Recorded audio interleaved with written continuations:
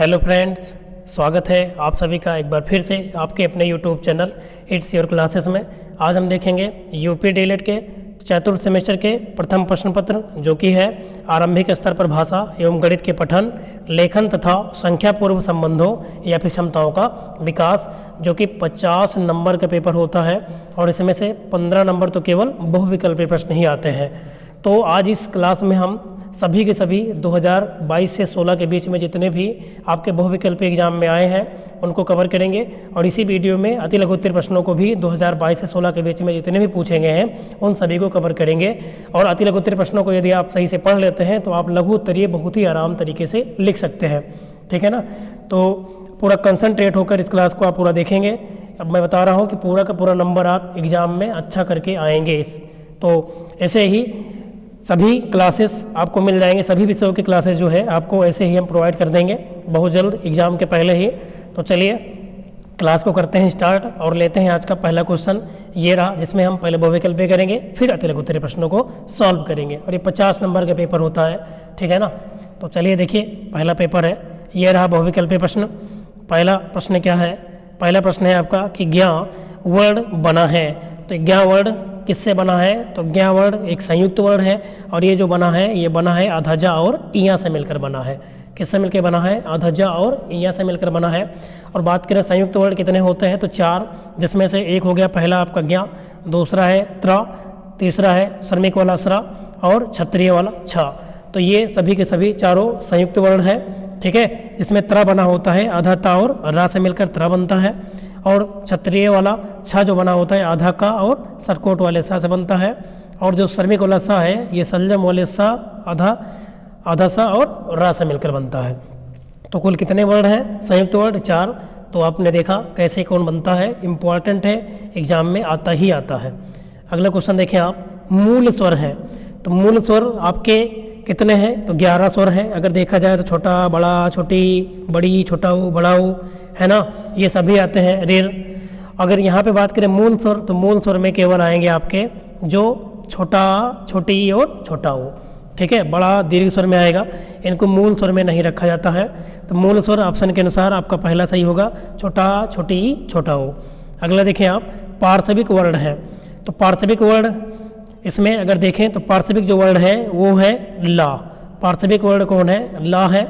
और बात करें कि जो य, र, ल और जो वा है, ये सभी के सभी जो वर्ण हैं ये कैसे हैं? ये आपके हैं अंतस्थ व्यंजन कहलाते हैं, य, र, ल, वा। तो 4 अंतस्थ व्यंजन है, जिसमें से जो ला है इसको पार्श्विक वर्ड भी कहा जाता है। तो इसे याद रखेंगे आप। अगला क्वेश्चन देखिए, क्वेश्चन नंबर 4, पठन भाषा शिक्षण का रूप है। तो पठन भाषा मतलब पठन भाषा जो है ये शिक्षण का कैसा रूप है? तो मौलिक नहीं, मौलिक तो नहीं है, ठीक है ना, शैक्षिक भी नहीं है, व्यवहारिक है ना। तो किसी भी भाषा का पठन जो होता है शिक्षण का कैसा रूप होता है? एक व्यवहारिक रूप होता है। तो ऑप्शन नंबर बा सही हो जाएगा 4 में। 5 देखिए आप, त्रिपथगा समानार्थी है। त्रिपथगा का समानार्थी क्या है? तो ये आप याद रखेंगे गंगा की। त्रिपथगा गंगा के समानार्थी शब्द है। अगला क्वेश्चन देखिए आप, मर्त्य का विलोम है। मर्त्य का विलोम क्या है?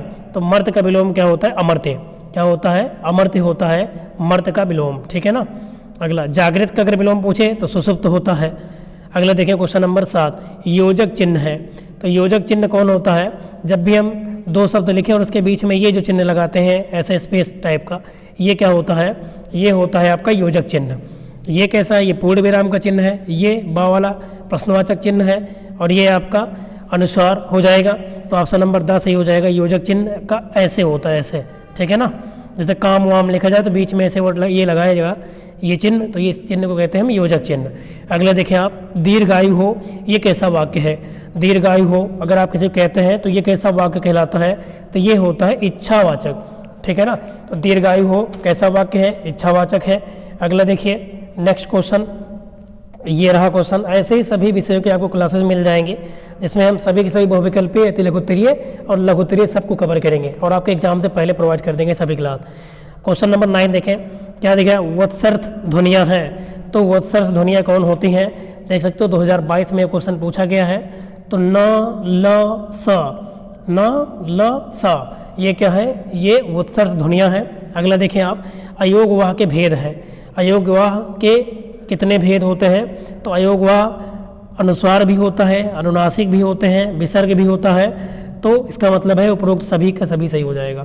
तो इसमें अयोगवाह के भेद सभी हैं, अनुस्वार भी है, विसर्ग भी है और अनुनासिक भी है, तो ऑप्शन द सही हो जाएगा। अगला देखें आप, 4389 में दहाई वाला अंक है, तो क्योंकि ये चैप्टर इसका सब्जेक्ट का नाम ही है आरंभिक स्तर पर भाषा एवं गणित के पठन, तो इसमें थोड़ा बहुत गणित भी आरंभिक स्तर की पूछी जाती है।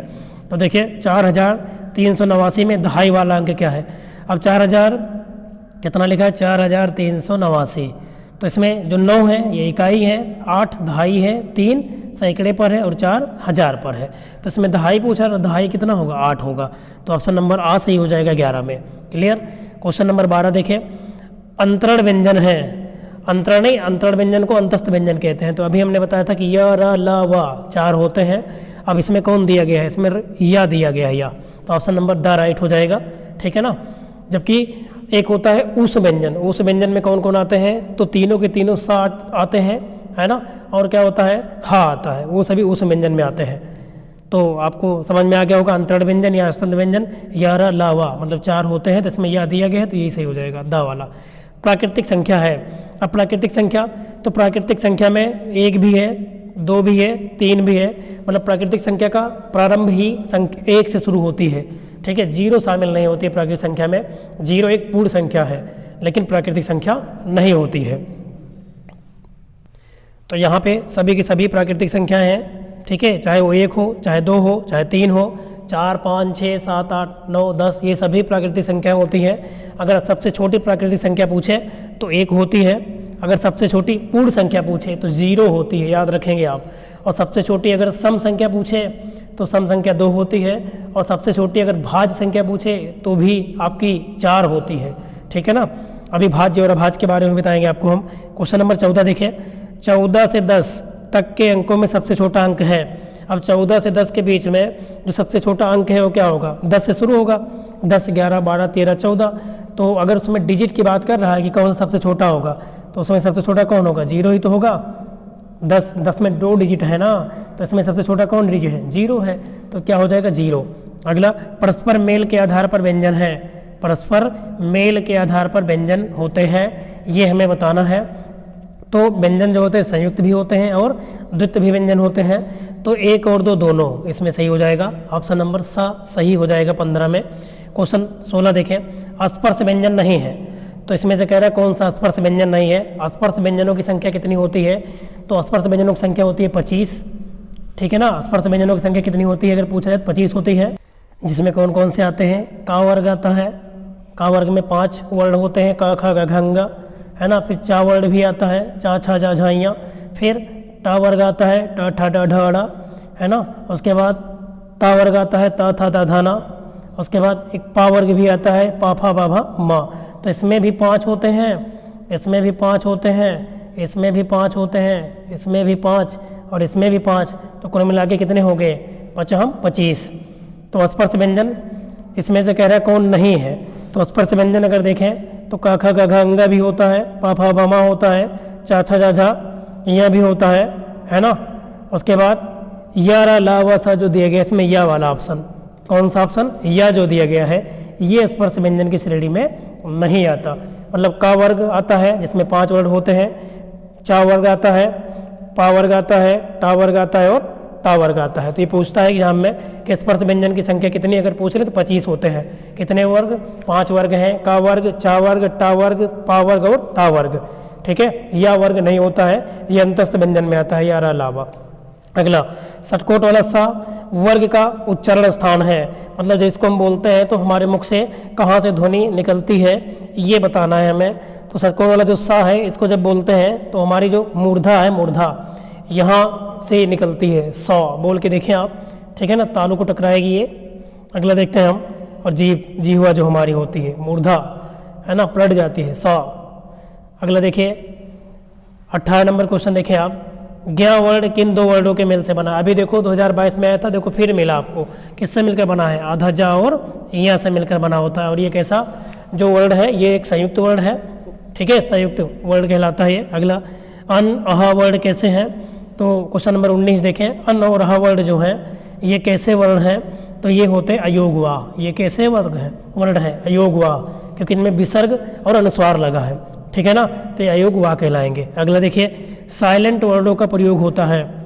साइलेंट वर्डों का प्रयोग किस में होता है, अंग्रेजी भाषा में। जैसे कि यहाँ पे लिखा जाए नाइट, KNIGHT, तो यहाँ पे देख रहे हो के साइलेंट हो गया, नाइट पढ़ रहे हैं ना, नहीं तो किनाइट है ये, तो ये रहा आपका साइलेंट। तो किस में होता है प्रयोग, ये अंग्रेजी भाषा में होता है, ठीक है ना, साइलेंट वर्ड का प्रयोग अंग्रेजी भाषा में होता है। अगला देखते हैं हम नेक्स्ट पेज लेते हैं। मैं थोड़ा पेशेंस बनाएंगे क्योंकि 15 नंबर के तो बहुविकल्पीय ही आते हैं। इसके बाद आपके हम अति लघुत्तरीय प्रश्न भी कराएंगे जिन्हें आप पढ़कर लघुत्तरीय भी आराम से कर सकते हैं। महाप्राण होते हैं, तो एक होते हैं अल्पप्राण, एक होते हैं महाप्राण। तो इसमें कह रहा महाप्राण कौन है, तो महाप्राण में आते हैं ख और घ। कौन आएगा, ख और घ। संज्ञा शब्द होते हैं। संज्ञा शब्द कैसे शब्द होते हैं, तो संज्ञा शब्द जो होते हैं आविकारी शब्द होते हैं। कैसे होते हैं, आविकारी शब्द। अगला सर्वनाम के भेद होते हैं। सर्वनाम कितने प्रकार का होता है, तो सर्वनाम के जो भेद हैं 6 हैं, याद रखेंगे आप। सर्वनाम कितने प्रकार के हैं, 6 प्रकार के। अगला वाच्य कितने प्रकार के होते हैं, तो वाच्य की अगर बात करें कितने प्रकार हैं, तो वाच्य के 3 प्रकार हैं, ठीक है ना, कृतवाच्य, कर्मवाच्य और तद्धितवाच्य करके आएगा ये। तो कितने प्रकार के हैं, 3 प्रकार के हैं। अगला 25 नंबर देखें, निम्नलिखित में से कौन उद्धृढ़ विराम चिन्ह है। उद्धृढ़ विराम चिन्ह कौन सा है इसमें, तो इसमें जो डबल इनवर्टेड कामा लगा होता है ये वाला, इसको उद्धृढ़ विराम चिन्ह कहते हैं, ये भी चिन्ह के अंतर्गत ही आता है, ठीक है। अगला संबोध निर्माण का चरण है। संबोध निर्माण का कैसा चरण है, तो संबोध जो निर्माण का चरण होता है वो मिलान करना भी होता है, किसी से तुलना करना भी होता है किसी चीज़ की, तो 1 और 2 दोनों सही हो जाएंगे इसमें। अगला क्वेश्चन देखिए, क्वेश्चन नंबर 27 क्या दिया गया है, संबोध शब्द होते हैं। तो 27 में दिए संबोध शब्द कैसे होते हैं, तो जो संबोध शब्द हैं ये कैसे होते हैं, ये वस्तुतः घटनाओं के बारे में अनुभव कराते हैं, नहीं ज्ञात से अज्ञात में अनुभव, नहीं अवधारणा एवं संबोध, ये भी नहीं होगा। मूर्त अमूर्त के क्रम में अनुभव कराते हैं, मूर्त से अमूर्त क्रम का अनुभव कराते हैं संबोध शब्द। अगला देखें 28 नंबर, संख्या दी गई है 65,342 और 78,443। इनको जोड़ने पर प्राप्त संख्या के हजार वाली संख्या है। इनको जब आप जोड़ेंगे तो जोड़ के देखो, 3 में 2 जोड़ो कितना आएगा, इधर हम देख रहे हैं 5 आएगा, 4 और 4 जोड़ो कितना आएगा, 8 आएगा। उसके बाद 3 4 जोड़ो कितना आएगा, 7 आएगा, आप जोड़ सकते हैं साइड में। 5 में 8 जोड़ो कितना आएगा, 5 और 8 13 के 3 1 आया, और 7 6 13 और 1 14, इतना आ जाएगा आपका। कितना आ जाएगा, 1,43,000 है ना, 785 आएगा। अब इसमें कह रहा है कि हजार वाली संख्या कौन है, तो हजार इकाई पर ये है, दहाई पर ये, सैकड़े पर ये, हजार पर ये 3, तो हजार पर कौन आया 3, मतलब ऑप्शन नंबर बा सही हो जाएगा, ठीक है ना। अगला देखें आप, कह रहा है कि संख्या 6534 को 7 से भाग देने पर भागफल एवं शेषफल में से क्या होगा। अच्छा भाग करके देखो, भाग करना किसको, 65 34 को किससे 7 से भाग करना है।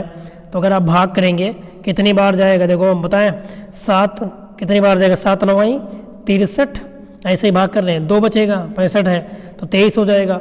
कितनी बार जाएगा, 7 दूनी 14, 7 तिरिक 21, 2 23 24 आ गया, फिर 7 तिरिक 21 और आपका 3 बच जाएगा, तो 933 ये आपका क्या आ गया भागफल, और शेषफल क्या बचेगा, 3 और बचेगा शेष में। तो ऑप्शन नंबर कौन से हो जाएगा, ऑप्शन नंबर आ सही हो जाएगा, 933 भागफल आएगा। आप भाग करके भी देख सकते हो, ठीक है ना, तो यही आएगा, हमने बता दिया। अगला क्वेश्चन देखें आप, एक ऑयल मिल की वार्षिक आय दी गई है ना, 3,97,796 है, तथा दूसरे ऑयल मिल की वार्षिक आय 2,46,759 रुपये है।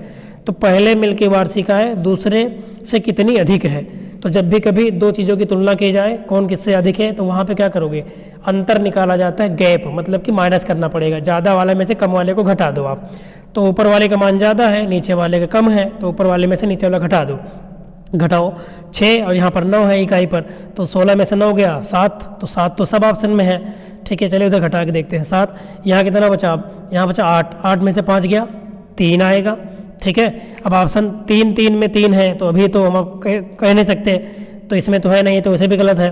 अभी 3 ऑप्शन अब सही लग रहे हैं। अगला यहाँ पे 7 है ना, 7 में 7 गया 0, तो 0 आएगा। इसमें भी 0, तीनों ऑप्शन में आ बासा में है तो भी तो टिक कर नहीं सकते हम। फिर 7 में से 6 गया 1, ये आ गया 10 37, तो 10 37 किस केवल ऑप्शन नंबर बा में मिल रहा है। अगर घटाएंगे तो ऑप्शन नंबर कौन सही हो जाएगा, बा सही हो जाएगा, पूरा घटाने की जरूरत तो नहीं है इसमें। अगला देखिए नेक्स्ट क्वेश्चन आप देखेंगे, करते हैं थोड़ा सा जूम। ये रहा क्वेश्चन आपका, ये छत्रज्ञ कह रहा कि कैसे व्यंजन है, तो छत्रज्ञ अभी मैंने बताया था आपको संयुक्त व्यंजन है, 4 होते हैं, छत है ना, क्षत्रिय वाला छ, त्र ज्ञ और आपका एक और है श्रमिक वाला श्र, स जो होता है वो सभी क्या आते हैं, ये आपके संयुक्त व्यंजन होते हैं, तो संयुक्त हो जाएगा इसमें। अगला जिन शब्दों के काम का होना या प्रकट हो करना प्रकट होता है उन्हें क्या कहते हैं, तो जिन शब्दों से काम का होना या प्रकट होना होता है उन्हें हम क्या कहते हैं, उन्हें हम कहते हैं क्रिया, उसे क्या कहते हैं, वर्ब कहते हैं, क्रिया कहते हैं। और जो काम करता है वो संज्ञा होता है, ठीक है ना, और संज्ञा के स्थान पे जो शब्द प्रयोग करते हैं उसे क्या कहते हैं, सर्वनाम कहते हैं।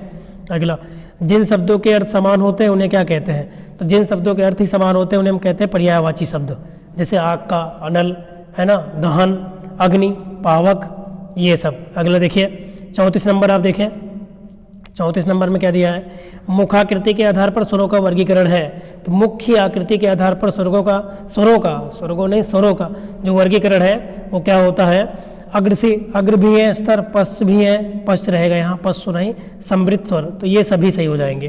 तो 34 में ऑप्शन नंबर 10 सही हो जाएगा।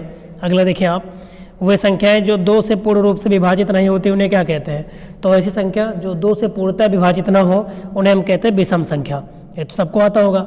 और जो संख्या 2 से पूर्णतः विभाजित हो जाए, शेषफल कुछ भी न बचे, तो उसे कहते हैं हम क्या, सम संख्या। और जो विभाजित ना हो पूरी तरह वो क्या होती है, विषम, जैसे कि 3 है, 5 है, 7 है, इनको जब आप 2 से विभाजित करेंगे तो पॉइंट में जाएगा, पूर्ण रूप से नहीं कटेगा, मतलब कुछ ना कुछ शेष बचेगा। 2 से भाग करो 3 को तो शेष 1 बच जाएगा, ठीक है। तो ये विषम संख्याएं होती हैं जो विभाजित नहीं होती पूरी तरह से।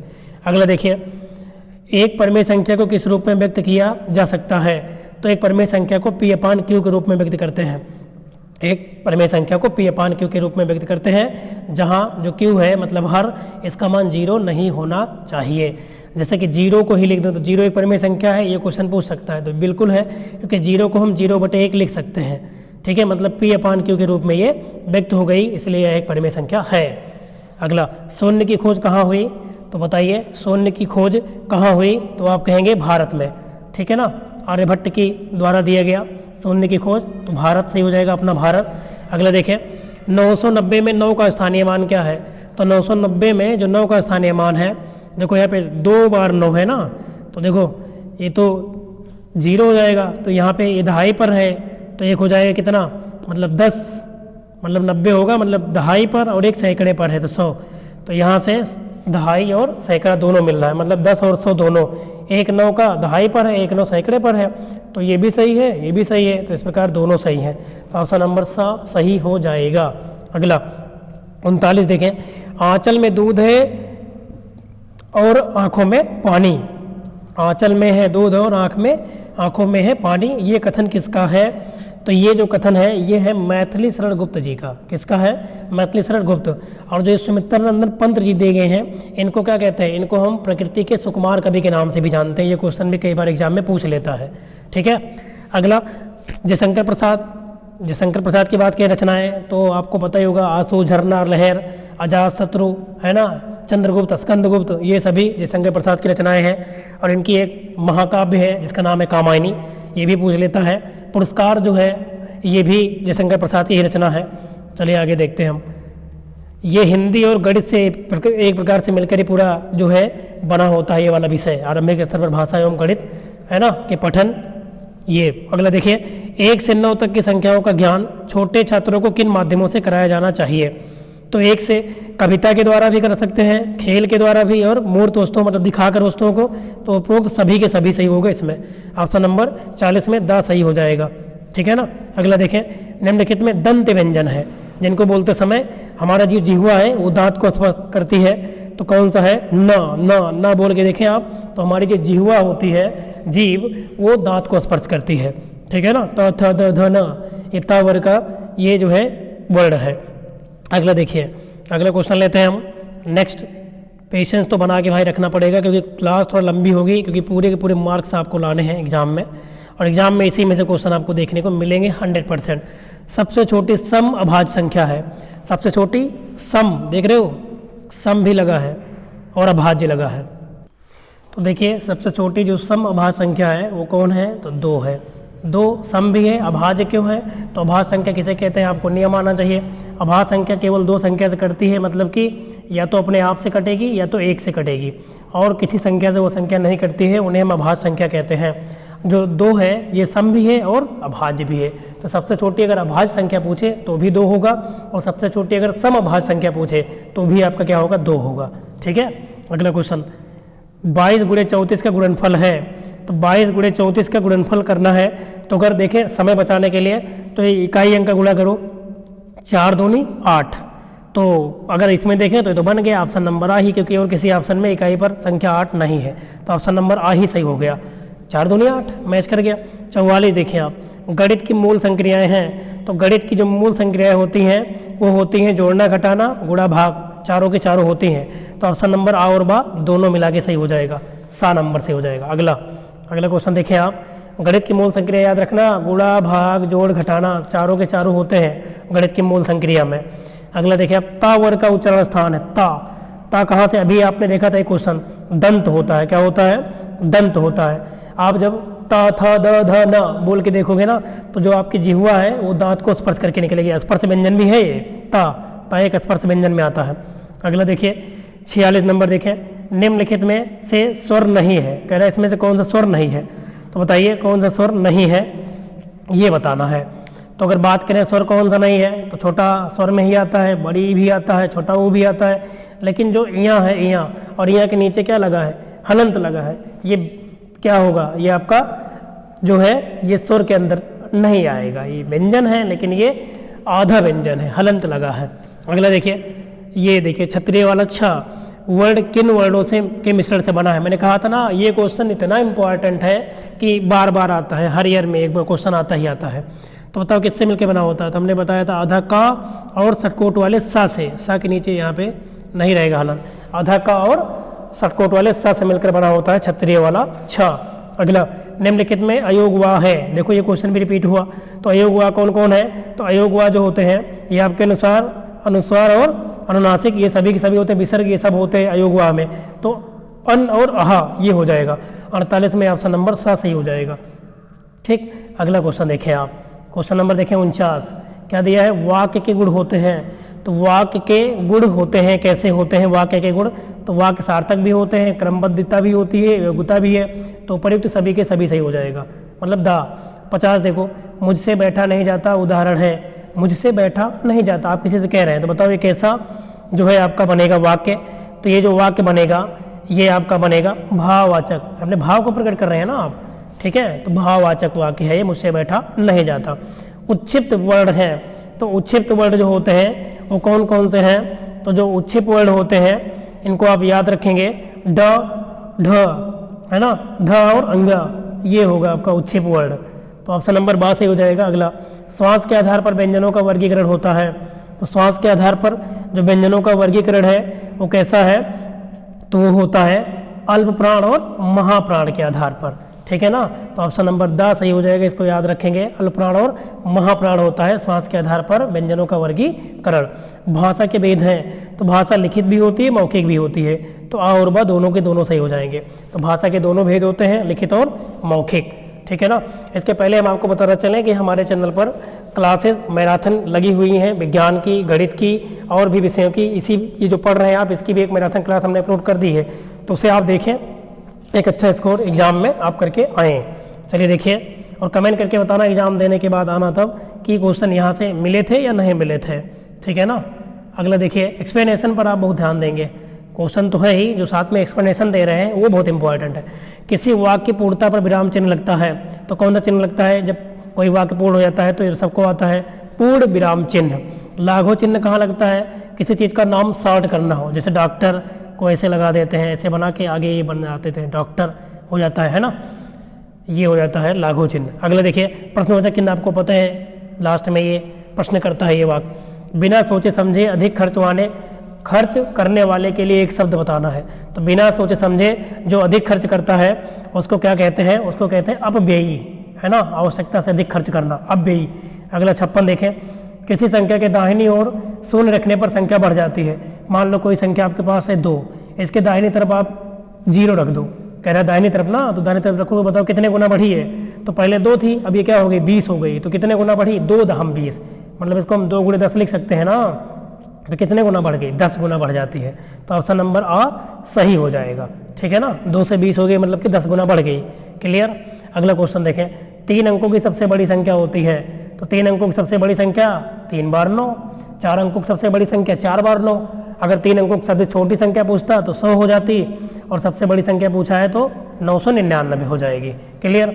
अगला 3478 में सैकड़े वाली संख्या है, तो इकाई पर 8 है, दहाई पर 7 है, सैकड़े पर 4 है, तो ऑप्शन नंबर सा सही हो जाएगा, मतलब कि 4 आएगा।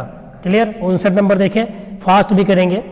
12 नंबर, ऑप्शन नंबर 59 देखो, 59 10 तक के अंकों में सबसे छोटा अंक है, तो 1 से लेकर 10 तक के अंक में सबसे छोटा डिजिट की बात करें, 10 में भी सबसे छोटा डिजिट कौन है, 0 है, तो ऑप्शन नंबर बा सही हो जाएगा इसमें 0। अगला देखें आप, क्वेश्चन नंबर 60, निम्नलिखित में शुद्ध शब्द है, तो अंताक्षरी लिखा है, तो अंताक्षरी कैसे लिखा जाता है, इसमें हमको पहचान करना है। तो ये राइट होगा, अंत्याक्षरी लिखा होता है। क्या लिखा जाता है, अंत्याक्षरी, मतलब अ अधा न अधा ता या में आ की मात्रा, और क्षत्रिय वाला छ र में बड़ी की मात्रा, ठीक है, बाकी ये सभी जो है रॉन्ग है। अगला, पठन की प्रक्रिया में उचित आरोह अवरोह का समावेशन न होने का प्रमुख कारण क्या होता है ना, उचित आरोह अवरोह अगर ना बन रहा हो, तो इसका समावेश ना बन रहा हो इनका, तो इसका मेन कारण क्या है, तो इनका मेन कारण है शीघ्रता से पढ़ना। जैसे कि इस समय हम बहुत फास्ट पढ़ रहे हैं, भाव को समझ करना पढ़ना, लेकिन भाव को तुम समझ रहे हैं, है ना, अत्यधिक तेज में पढ़ना, तो ये सभी सही हो जाएगा। ठीक है, आरोह अवरोह का समावेश सही से नहीं बनेगा यदि आप शीघ्रता से पढ़ते हैं, भाव को समझ कर नहीं पढ़ते हैं, और अत्यधिक तेज आवाज़ में पढ़ते हैं, ठीक है ना, तो ऑप्शन नंबर 10 सही हो जाएगा। अगला देखिए आप, निम्नलिखित भाषा के ध्वन्यात्मक पठन को क्या कहते हैं, जिन्हें पढ़ते समय ध्वनि निकल रही हो उसे हम क्या कहेंगे, बताइए। स्वर के साथ पढ़ना, सस्वर पढ़ना, ठीक है ना। अगला देखिए, क्योंकि तभी ध्वनि निकलेगी। अगला देखें आप, वाक्य में निम्नलिखित गुण होते हैं, वाक्य कैसे होते हैं, तो वाक्य में कौन कौन से गुण, देखो ये क्वेश्चन भी रिपीट हुआ है, तो ये क्वेश्चन जो रिपीट हुआ है, सार्थकता, क्रमबद्धता, ये सभी के सभी से होगा, उपरोक्त दोनों इसमें, मतलब उपरोक्त दोनों, सार्थक भी क्रमबद्ध भी। अगला, क का उच्चारण स्थान है, क है ना, क कहाँ से होता है, कंठ से, क का उच्चारण स्थान क्या है, कंठ है, ठीक है ना, क ख ग घ ङ, क वर्ग का उच्चारण स्थान कंठ होता है। अगला देखिए, अगला क्वेश्चन लेते हैं हम, देखिए 15 नंबर का बहुविकल्प आता है, तो क्वेश्चन तो अब भाई पूरा करना है 22 से 16 तक के, तो क्वेश्चन तो ज़्यादा है।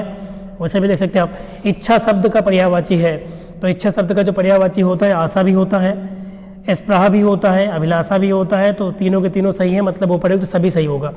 कोष्टक चिन्ह है, कोष्टक मतलब ब्रैकेट, तो ब्रैकेट सभी प्रकार होते हैं, है ना, ये आपका छोटा ब्रैकेट, ये मंझला ब्रैकेट, ये बड़ा ब्रैकेट, तो प्रयुक्त सभी सही होगा इसमें भी। अगला 67 नंबर देखें, किसी कथन का विस्तार देने वाले विवरण को प्रारंभ करने के लिए किस विवरण चिन्ह का प्रयोग होता है, तो किसी भी कथन का विस्तार देने वाले विवरण चिन्ह का प्रयोग क्या होता है, विवरण चिन्ह ये होता है, डबल बिंदी लगा के उसके बीच से योजक चिन्ह निकाले, इसको विवरण चिन्ह कहते हैं, ठीक है। ये कोष्टक है, ये प्रश्नवाचक है, ये आपका पूर्ण विराम है। अगला, शुद्ध शब्द है, शुद्ध शब्द इसमें से कौन सा है, उज्ज्वल, उज्ज्वल बोलते हैं ना, तो बोल के देखो तो छोटा हो आधा जा, फिर आधा जा, मतलब 2 बार आधा जा रहेगा, फिर हुआ, फिर ला। अगला 59 नंबर देखें आप, 69 नंबर, मतलब 59 नहीं 69, 69, जिन स्वरों का उच्चारण करते समय मुख पूरी तरह खुला रहता है, अगर मुख पूरी तरह से खुला है तो इन्हें हम क्या कहते हैं, ये कैसे स्वर होते हैं, इनको हम कहते हैं विवृत। समवृत में थोड़ा सा खुलता है, और अर्धवृत्त में आधा खुलता है, और विवृत में पूरा मुंह खुला होता है। अगला, शब्द की विशेषताएं क्या है, तो देखते हैं शब्द की विशेषता। तो शब्दों के मेल से वाक्य बनते हैं, बिल्कुल, जब कई शब्द मिलते हैं तो एक वाक्य बन जाता है, सही है। वाक्य में प्रयोग किए गए शब्द पद कहलाते हैं, जब वाक्यों में कई सारे शब्द प्रयोग कहते हैं तो उनको पद कहते हैं। शब्दों के बिना भाषा कोई अस्तित्व नहीं है, ये भी सही है, कोई अस्तित्व नहीं है बिल्कुल, तो ऑप्शन नंबर 10 सही हो जाएगा इसमें भी। अगला 71 नंबर देखें, दी हुई संख्याओं का आरोही क्रम होगा, है ना, इसमें कह रहा है कौन सा आरोही क्रम है। अब आरोही क्रम का अवरोही क्रम बोला, सॉरी अवरोही क्रम, ठीक है ना, अवरोही का मतलब घटता क्रम और आरोही का मतलब बढ़ता। अब इसमें घटता क्रम बताना है। अब घटेगा कब, जब पहले बड़ा, फिर उससे कम, फिर उससे कम, फिर उससे कम, लास्ट में एकदम कम। तो अगर इसको देखें आप ध्यान से तो इसमें अगर देखा जाए 78 64, 78 54, 78 46, ये लो यही सही हो गया है ना। देख रहे हो, पहले बड़ा फिर उससे कम फिर उससे कम लास्ट में सबसे कम, तो ऑप्शन आ ही सही हो गया इसमें। ठीक है, अगला देखिए, अगला क्वेश्चन क्या दिया गया है 72 में, संख्या 5 को शून्य के से गुणा करने पर गुणनफल क्या प्राप्त होता है। तो संख्या 5 को ये रही, इसको शून्य से गुणा कर दो तो बताओ कितना होगा। शून्य से जब किसी भी संख्या में हम गुणा करते हैं तो उसका मान शून्य ही आता है, तो इसमें क्या होगा, ऑप्शन नंबर आ सही हो जाएगा। ठीक है, अगला, शून्य को किसी संख्या से भाग देने पर भागफल आता है। अगर शून्य को किसी संख्या से भाग दो, मतलब 5 से भाग करो, कितना आएगा, शून्य ही आता है। लेकिन किसी संख्या को जब शून्य से भाग करते हैं ना, तब गणित में इनफाइनाइट आता है, याद रखेंगे आप। तो इसमें तो शून्य ही आएगा, ऑप्शन नंबर द ही सही हो जाएगा इसमें, क्योंकि शून्य को चाहे जिस संख्या से भाग करना है ना, तब आपका शून्य आएगा, लेकिन किसी संख्या को जब शून्य से भाग करोगे तब इनफाइनाइट आएगा। अगला पेज लेते हैं, ये रहा अगला क्वेश्चन। यहाँ 18 वाले क्वेश्चन चल रहे हैं इस समय। पुस्तक प्रेस कारखाने में पिछले वर्ष 39,779 तथा वर्तमान में 46,759 पुस्तकें छपकर तैयार हुई। कुल कितनी पुस्तकें छपी, तो बताओ, कुल बताना है। तो कुल का मतलब क्या होगा बताइए, दोनों का जोड़ होगा, और जोड़ेंगे आप तो 9 9 18, इकाई अंक 8, तो इसी में मिल रहा है, बाकी किसी में नहीं है इकाई अंक 8, तो ये गलत हो जाएगा, ऑप्शन नंबर बा सही हो जाएगा। क्लियर, वैसे भी देख रहे हो आप, सब जोड़ने पर बड़ा होगा मानना, बाकी सब छोटे डिजिट हैं, कम संख्या है। 1 सैकड़े में कितनी दहाई होती है। अब 1 सैकड़े में बात करें कितनी दहाई, 1 सैकड़े का मतलब 100, इसमें कितनी दहाई है बताओ। तो इसमें कितनी दहाई है, इसमें 10 गुणे 10 बनेगा तभी तो 100 आएगा, तो ये दहाई हो गई, और कितनी 10, तो 1 सैकड़े में कितनी दहाई, 10 दहाई, तो ऑप्शन नंबर बा सही हो जाएगा। 1 सैकड़े में कितनी दहाई, 10 दहाई होती है। ठीक है, अगला, लेखन की अशुद्धियों को दूर करने का उपाय। तो लेखन की अशुद्धि को अगर दूर करना है तो 12 खड़ी का अभ्यास होना चाहिए, बिल्कुल। व्याकरण का भी हमें समुचित ज्ञान होना चाहिए, उच्चारण की स्पष्टता होनी चाहिए, तो हम कह सकते हैं उपयुक्त सभी सही हो जाएगा इसमें। पठन का महत्व है, पठन का क्या महत्व है, आइए देखते हैं। पठन क्यों हम करते हैं, तो ज्ञानार्जन के लिए, मनोरंजन के लिए, समाचार को पढ़ने के लिए, या उपयुक्त सभी। तो पठन क्रिया सभी के लिए उपयोगी इसमें, है ना।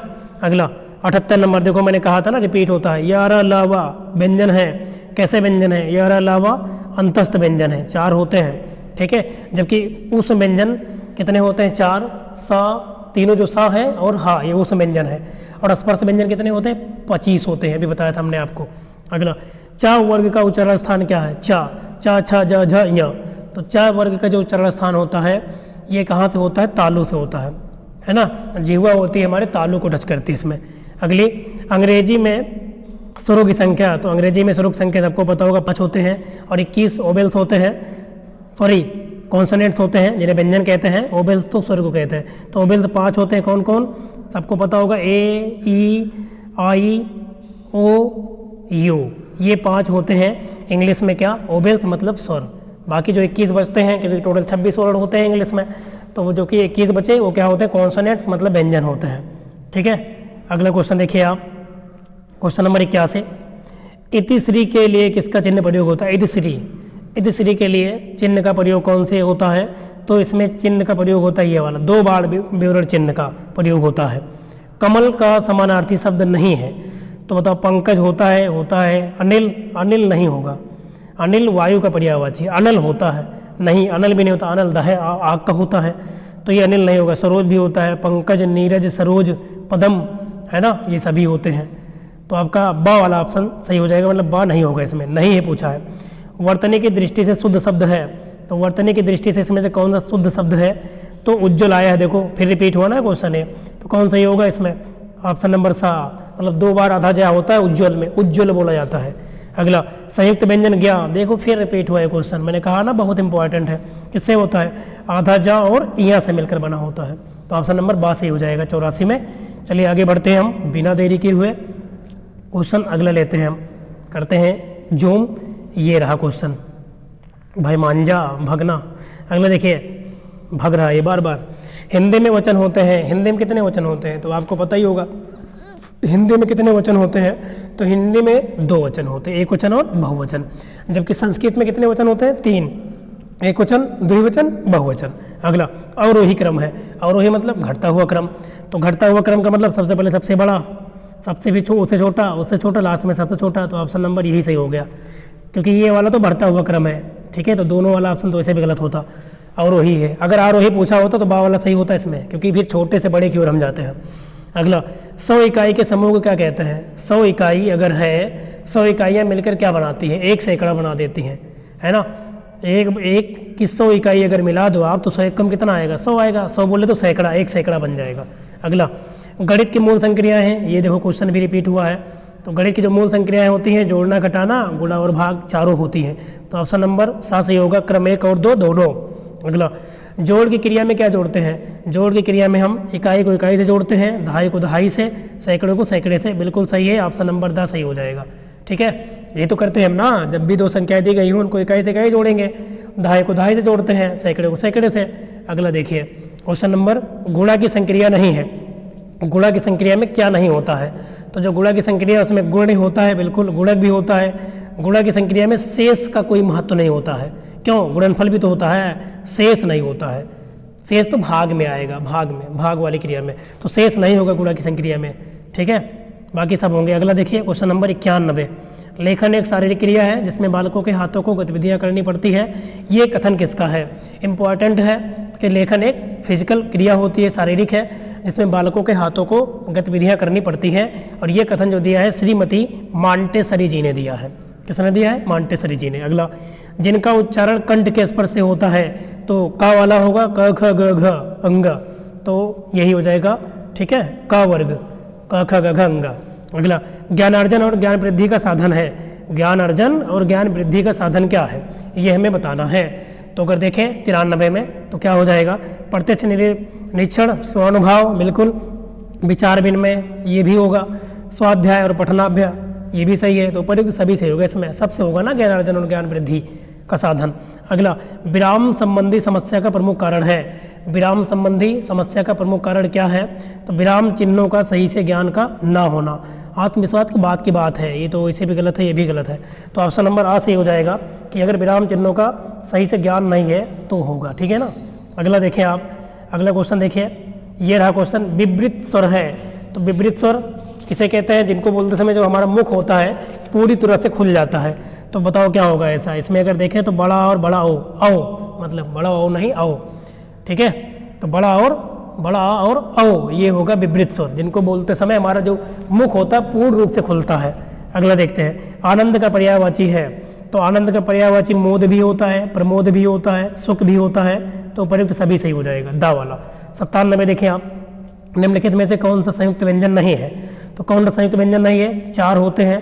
क्षत्रिय वाला छा होता है, त्रा होता है, ज्ञा होता है, इया नहीं होता है।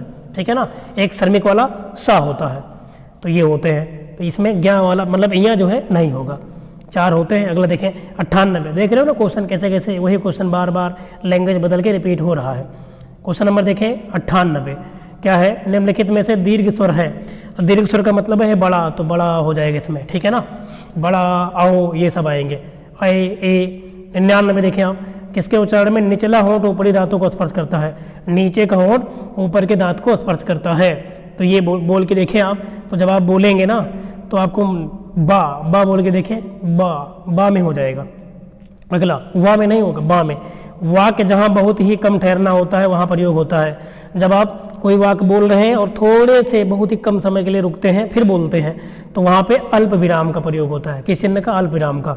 अगला, 43, 28 में दहाई वाली संख्या है। एक संख्या दी गई है 4328, इसमें दहाई वाली, तो इकाई पर 8 है, दहाई पर 2 है, तो क्या हो जाएगा? दहाई वाली 2 हो जाएगा। 102 देखें आप, जब आंकड़े को घटते हुए क्रम में लिखा जाता है तो उसे क्या कहते हैं? अभी बताया था, अवरोही क्रम।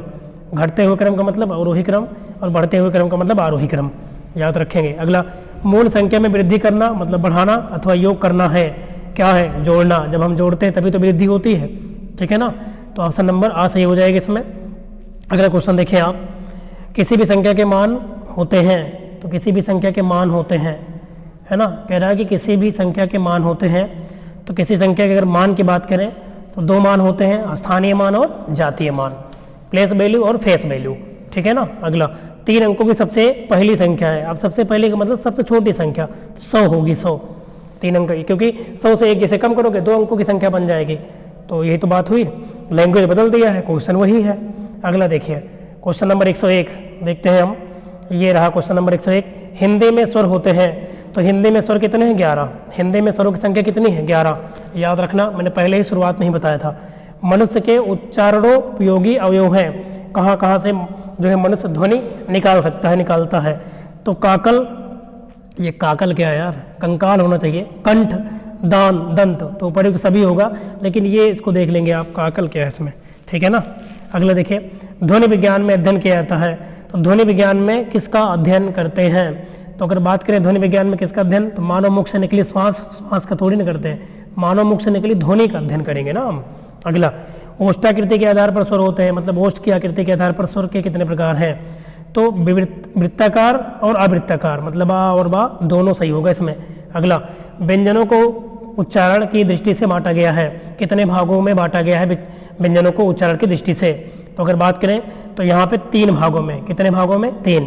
अगला, ध्वनियों के उच्चारण में होने वाले यत्न को प्रयत्न कहा जाता है, यह होते हैं, यह क्या होते हैं, ठीक है ना। तो इन्हें हम क्या कहते हैं? तो इन्हें हम कहते हैं, अगर बात करें तो स्वर तंत्री से में कंपन, श्वास की मात्रा, बिल्कुल प्रयत्न कर रहे हैं हम, तो जिह्वा और अन्य अवयव, तो उपयुक्त सभी सही होगा, ठीक है। अधिकतर जिनमें उपयुक्त सभी होता है ना, अगर आपने देखा हो तो वही वाला ऑप्शन सही हो जाता है। एक प्रकार से ट्रिक भी बन गई। अगला, अगर समझ में ना आए और उपयुक्त सभी दिया है ऑप्शन में, तो सही कर सकते हैं आप। निम्नलिखित में दंत व्यंजन है, दंत मतलब जिनको बोलते समय हमारी जो जिह्वा है दांत को स्पर्श करे, तो त थ द ध ना होता है, तो इसमें ना वाला होगा।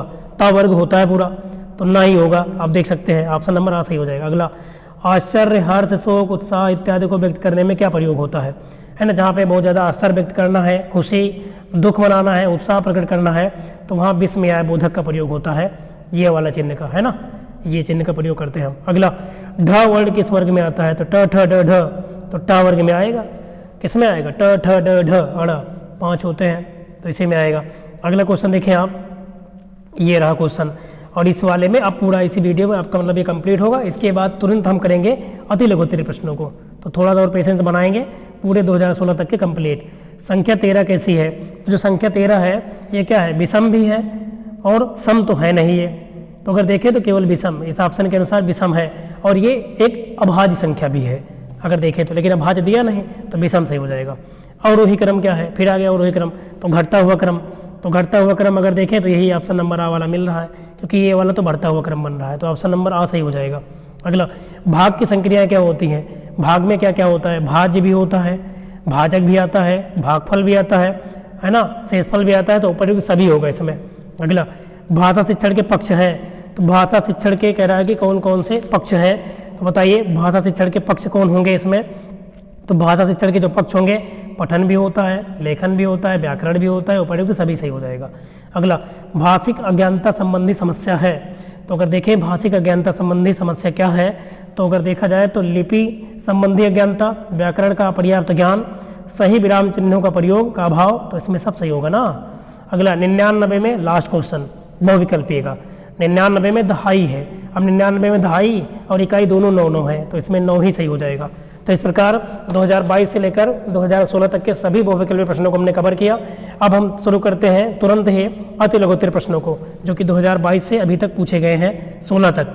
चलिए ये रहे क्वेश्चन पहला, फास्टली यही करेंगे, ठीक है। देखते हैं पहला क्वेश्चन, भाषा के प्रमुख अंग हैं, तो भाषा में क्या क्या होता है? वर्ड भी होता है, सबसे छोटी इकाई है भाषा की वर्ड, फिर शब्द बनता है, फिर लिपि, फिर ध्वनि, फिर एक वाक्य बनता है, सही है। अगला, पठन के उद्देश्य बताओ, तो पठन के उद्देश्य, पठन से हम क्या करते हैं? ज्ञान उपार्जन, है ना, सामाजिक उपयोगिता, समाचारों को जानने में सहायता मिलती है, शिक्षा प्राप्ति में भी सहायक होते हैं, ये पठन के उद्देश्य हैं। पर्पज ऑफ जो है टीचिंग, मतलब कि पठन के उद्देश्य पूछ रहा है इसने, तो पठन में ज्ञानोपार्जन, सामाजिक उपयोगिता, लर्निंग बोलेंगे यहाँ पे, ठीक है ना। अगला देखिए, हलंत किसे कहते हैं, तो हलंत किसे कहते हैं? हिंदी लेखन में हलंत चिन्ह का अत्यंत महत्व है। जब भी हम किसी वर्ड के नीचे हलंत लगाते हैं तो उसका मतलब होता है कि वह वर्ड स्वर रहित बन जाता है, जैसे कि जा, और जा के नीचे हमने हलंत लगा दिया तो ये स्वर रहित वर्ड बन गया, मतलब इसमें स्वर नहीं है, या फिर इसको हम इसका आधा बोलेंगे कि आधा जा है ये, ठीक है। क्लियर? हलंत किसे कहते हैं समझ में आ गया होगा, ईजी है एकदम। अगला देखिए, अयोगवा किसे कहते हैं? अयोगवा, तो अनुस्वार और विसर्ग ये सब को क्या कहलाते हैं? अयोगवा कहलाते हैं। अगला, समास किसे कहते हैं? तो समास क्या होता है? जब दो या दो से अधिक पद मिलकर एक शब्द बनाए और उसका एक अर्थ निकले तो उसे हम क्या कहते हैं? समास कहते हैं। तो जब दो या दो से अधिक पद न विभक्त होकर विभक्ति चिन्ह या अन्य शब्दों को छोड़कर एक पद हो जाते हैं, मतलब मिलकर एक बन जाए, तो वहाँ उसे कहते हैं समास। ठीक है। अगला, ह्रस्व स्वर किसे कहते हैं? तो ह्रस्व स्वर, देखो स्वर 3 प्रकार के होते हैं। ठीक है। अगर बात करें उच्चारण, अगर मात्रा के आधार पर, तो कौन कौन से? ह्रस्व स्वर, दीर्घ स्वर और प्लुत स्वर। ह्रस्व स्वर जिन्हें बोलते समय एक मात्रा का समय लगता है। ठीक है। छोटा, छोटी, छोटा ऊ, ये सभी। और दीर्घ स्वर जिनको बोलने के लिए हमें 2 मात्रा का समय लगता है, जैसे कि बड़ा, बड़ी, बड़ा ऊ, ये सभी। और जो प्लुत स्वर होता है उनको 3 मात्रा का समय लगता है, जैसे कि ओम जब बोलते हैं हम। ठीक है। तो जिन शब्दों के उच्चारण में कम से कम समय लगता है उन्हें ह्रस्व स्वर कहते हैं, जैसे छोटा, छोटी, छोटा ऊ आदि। अगला, तो हिंदी की लिपि का क्या नाम है? हिंदी की जो लिपि है वो देवनागरी लिपि है। ठीक है। अगला क्वेश्चन देखिए, अनुनासिक ध्वनियाँ कौन से हैं? तो जिन शब्दों के ऊपर चंद्र की बिंदी लगी होती है वो सभी अनुनासिक ध्वनियाँ में आती है, जैसे हंसी, चांद, पाँच, मुंह, ये सभी अनुनासिक ध्वनियाँ कहलाएंगी। अगला, गणित के अवयव के नाम लिखें। गणित के कौन कौन से अवयव हैं? बीज गणित है, रेखा गणित है, स्टैटिस्टिक्स है मतलब सांख्यिकी है, ये सभी गणित के प्रमुख क्या हैं? अवयव हैं। अगला देखिए, अगला क्वेश्चन है, अशुद्ध उच्चारण के कारण बताइए। अशुद्ध उच्चारण क्यों हो जाता है? तो 22 ध्वनि लोप, किसी ध्वनि का लोप कर देना, मतलब 22 प्रकार की ध्वनि है जिसमें किसी का अगर हम लोप कर देते हैं तो अशुद्ध उच्चारण होगा। ध्वनि विकृति, किसी ध्वनि का अल्प उच्चारण या अति उच्चारण कर दें हम तो भी ध्वनि मतलब जो है उच्चारण क्या होगा? अशुद्ध ही हो जाएगा। ठीक है। ध्वनि का अगर हमें सही ज्ञान नहीं है तो भी होगा। उच्चारण के साधारण नियमों का अगर ज्ञान नहीं है तो भी जो है उच्चारण हमारा अशुद्ध ही हो जाएगा। और अगर हकलाना या कोई व्यक्ति तुतला रहा है तो भी वहाँ पे जो उच्चारण होगा सही से नहीं हो पाएगा, मतलब अशुद्ध होगा। और अगर कम सुन रहा है कोई व्यक्ति तो भी जो है अगर कम सुनेगा तो जो है उच्चारण जब करेगा तो भी आप उसका क्या होगा? अशुद्ध ही होगा। अगला, ध्वनि की परिभाषा लिखिए, मतलब ध्वनि किसे कहते हैं? तो ध्वनि का अर्थ केवल उन ध्वनियों से है जिनका प्रयोग मनुष्य बोलचाल में करता है, जिन्हें लिखित रूप में प्रयोग करने के लिए विभिन्न लिपि चिन्हों का प्रयोग किया जाता है। इन लिपि चिन्हों को हम क्या कहते हैं? वर्ण कहते हैं। ध्वनि भाषा की सूक्ष्मतम इकाई है। ध्वनि जो है ये भाषा की सूक्ष्मतम इकाई है। तो भाषा की सूक्ष्मतम इकाई क्या है? ध्वनि होती है। एक क्वेश्चन तो यही बन गया। ठीक है। अगला हम देखते हैं, समझ में आ गया होगा कि ध्वनि किसे कहते हैं। अगला देखिए, संयुक्त व्यंजन किसे कहते हैं? तो संयुक्त व्यंजन किसे कहते हैं? तो संयुक्त व्यंजन शब्द का अर्थ है 2 या 2 से अधिक व्यंजनों का संयोग, मतलब 2 या 2 से अधिक जब व्यंजन संयोग होकर एक व्यंजन बन जाते हैं तो उन्हें हम संयुक्त व्यंजन कहते हैं। अन्य शब्दों में जब एक से अधिक व्यंजन एक साथ इकाई के रूप में प्रयोग होते हैं तब वे संयुक्त व्यंजन कहलाते हैं। जैसे कि विद्यार्थी, ठीक है ना, क्षत्रिय वाला छ, त्र, ज्ञ और स्रा, आप इन चारों से तो परिचित ही हैं। ये सभी क्या है? संयुक्त व्यंजन है। क्यों? क्योंकि ये 2 या 2 से अधिक व्यंजनों से मिलकर बनते हैं। अगला देखिए, श्रुतलेख क्या है? श्रुतलेख का मतलब है सुनकर लिखना। इसका महत्व क्या है? तो श्रुतलेख का अर्थ सुनकर लिखना है। जब विद्यार्थी लिखने में प्रवीण हो जाता है और प्रतिलिपि भी लिख सकता है तब उसे श्रुतलेख लिखने की प्रेरणा दी जाती है। तो श्रुतलेख का मतलब क्या है? कि सुनकर लिखना। तो इसका महत्व क्या है? इसका महत्व यही है कि जब विद्यार्थी लिखने में प्रवीण हो जाता है, सक्षम हो जाता है और प्रतिलिपि भी लिख सकता है तब उसे श्रुतलेख लिखने की प्रेरणा दी जाती है। अगला, आरोही क्रम को उदाहरण से ही समझाइए। तो आरोही क्रम में सबसे पहले छोटी संख्या को लिखा जाता है, क्योंकि आरोही का मतलब क्या होता है? घटता हुआ क्रम। भाई साहब इसमें गलत दिया है, ये अवरोही क्रम होगा। ठीक है। आरोही मतलब बढ़ता हुआ क्रम। हाँ सही तो है यार, आरोही का मतलब बढ़ता ही क्रम तो है, सही है। अवरोही में घटता क्रम होता है। ठीक है ना। तो बढ़ता हुआ क्रम मतलब सबसे पहले सबसे छोटी लिखोगे, अरे जैसे 1, 1 के बाद 2, 2 के बाद 3, 3 के बाद 4, ये कौन सा क्रम लिखा है? ये आरोही क्रम है। तो सबसे पहले सबसे छोटा ही तो लिखा है, सही है। तो आरोही क्रम में सबसे पहले छोटी संख्या को लिखा जाता है, फिर उससे बड़ी संख्या को लिखते हैं और इसी क्रम में और अंत में सबसे बड़ी संख्या लिख दी जाती है। और उदाहरण देना हो तो ऐसे लिख के दिखा सकते हैं आप, 1 2 3 4 5 डॉट डॉट डॉट डॉट। ठीक है। चलिए आगे बढ़ते हैं हम और लेते हैं अगला क्वेश्चन। ये रहा अगला क्वेश्चन। अगला क्वेश्चन है 889 के सभी अंकों का स्थानीय मान लिखिए। तो बताओ 9 इकाई पर है तो इसमें 1 से गुणा होगा तो 9 ही आएगा। ठीक है ना, स्थानीय मान लिखना है ना तो 9 आएगा। 8 दहाई पर है, इसमें 10 से गुणा होगा तो 8 धाम 80। और ये वाला 8 सैकड़े पर है, 100 से गुणा होगा तो 8 से 100 में गुणा करो कितना आएगा? 800 हो जाएगा। और वैसे भी जिस संख्या का स्थानीय मान निकालना है उसके दाईं तरफ आप देखोगे जितने डिजिट होंगे उतने जीरो बढ़ा दिए जाते हैं। जैसे 9 के इधर दाईं तरफ कोई नहीं था डिजिट, तो इसलिए 9 का 9 ही रहेगा। 8 के उधर एक डिजिट है 9, तो एक जीरो बढ़ जाएगा, 80 हो गया। और इस वाले 8 के बगल में दाईं तरफ 2 है डिजिट, तो 2 जीरो बढ़ेंगे, 800 बन जाएगा। क्लियर। अगला क्वेश्चन देखिए आप, भाषाई कौशल के प्रकार। देखिए यहीं से आपके दीर्घ उत्तरीय प्रश्न भी बनेंगे। तो भाषाई कौशल के प्रकार लिखिए। तो भाषाई कौशल के प्रकार क्या है? श्रवण है, सुनना, बोलना, पढ़ना और लिखना, इसको शॉर्टकट में सुब्बुपाली कहते हैं। ठीक है, ये भाषाई कौशल होते हैं, 4 होते हैं, सुनना, बोलना, पढ़ना और लिखना। अगला, सुलेख का महत्व लिखिए। तो सुलेख शब्द लेख से पहले सु उपसर्ग लगाने से बनता है। इसका अर्थ है सुंदर तथा श्रेष्ठ लेख। तो सुलेख का अर्थ होता है सुंदर तथा श्रेष्ठ लेख।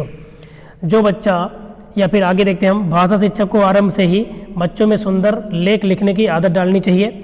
जो बच्चा आरंभ में सुंदर लेख लिखता है वो आगे चलकर उसका हस्तलेख बड़ा ही सुंदर और आकर्षक बन जाता है। और प्रतिदिन के व्यवहार में और विशेषकर परीक्षा में सुलेख का बहुत महत्वपूर्ण स्थान होता है। जैसे कि अगर आप एग्ज़ाम देने जाएंगे तो एग्ज़ाम में यदि आपका सुलेख अच्छा है, अगर आप अच्छा लिखते हैं तो क्या होगा, आपको अच्छे मार्क मिलेंगे। यदि कहीं थोड़ा बहुत गलत भी लिखते हैं बट आपको राइटिंग बहुत अच्छी है तो आपको नंबर मिल जाता है। तो इसी यही है सुलेख का महत्व। अगला देखिए, अपने से छोटों के लिए स्नेहपूर्ण 4 शब्द लिखिए। तो अपने से छोटे को हम प्रिय कहकर बुला सकते हैं, अनुज है ना, चिरंजीवी, शुभाकांक्षी, ये 4 शब्द हैं। बाकी और भी शब्द प्रयोग हो सकते हैं। आगे देखिए अगला क्वेश्चन, अपव्यय को सोदाहरण स्पष्ट कीजिए। अपव्यय किसे कहते हैं?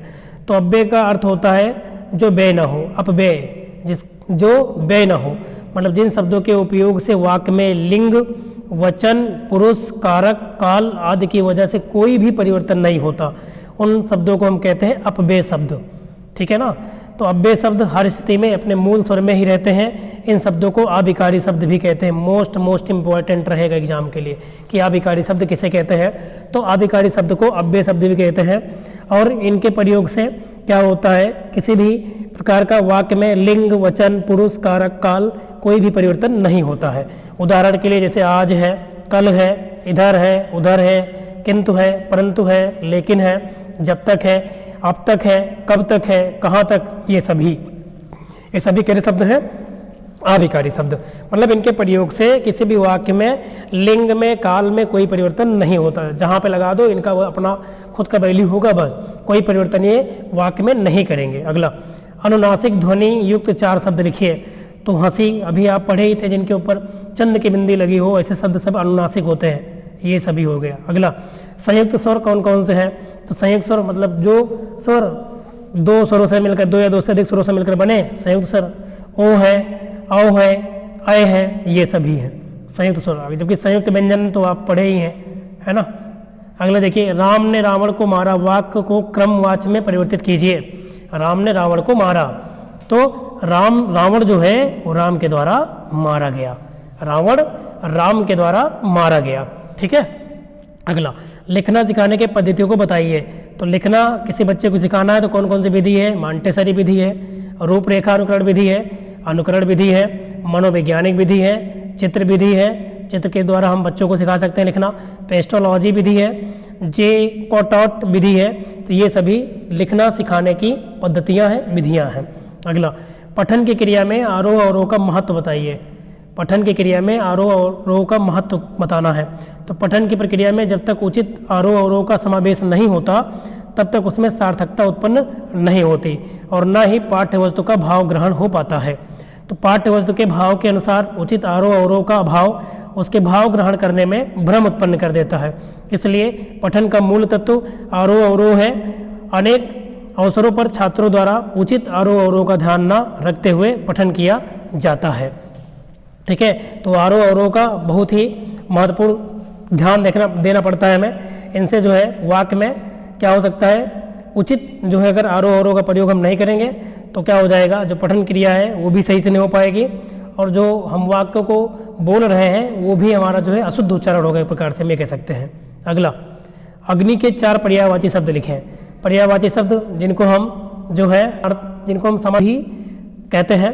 तो अग्नि के 4 पर्यायवाची शब्द, अग्नि का अनल है, आग है, पावक है, दहन है, ये सभी अग्नि के क्या हैं, पर्यायवाची शब्द हैं।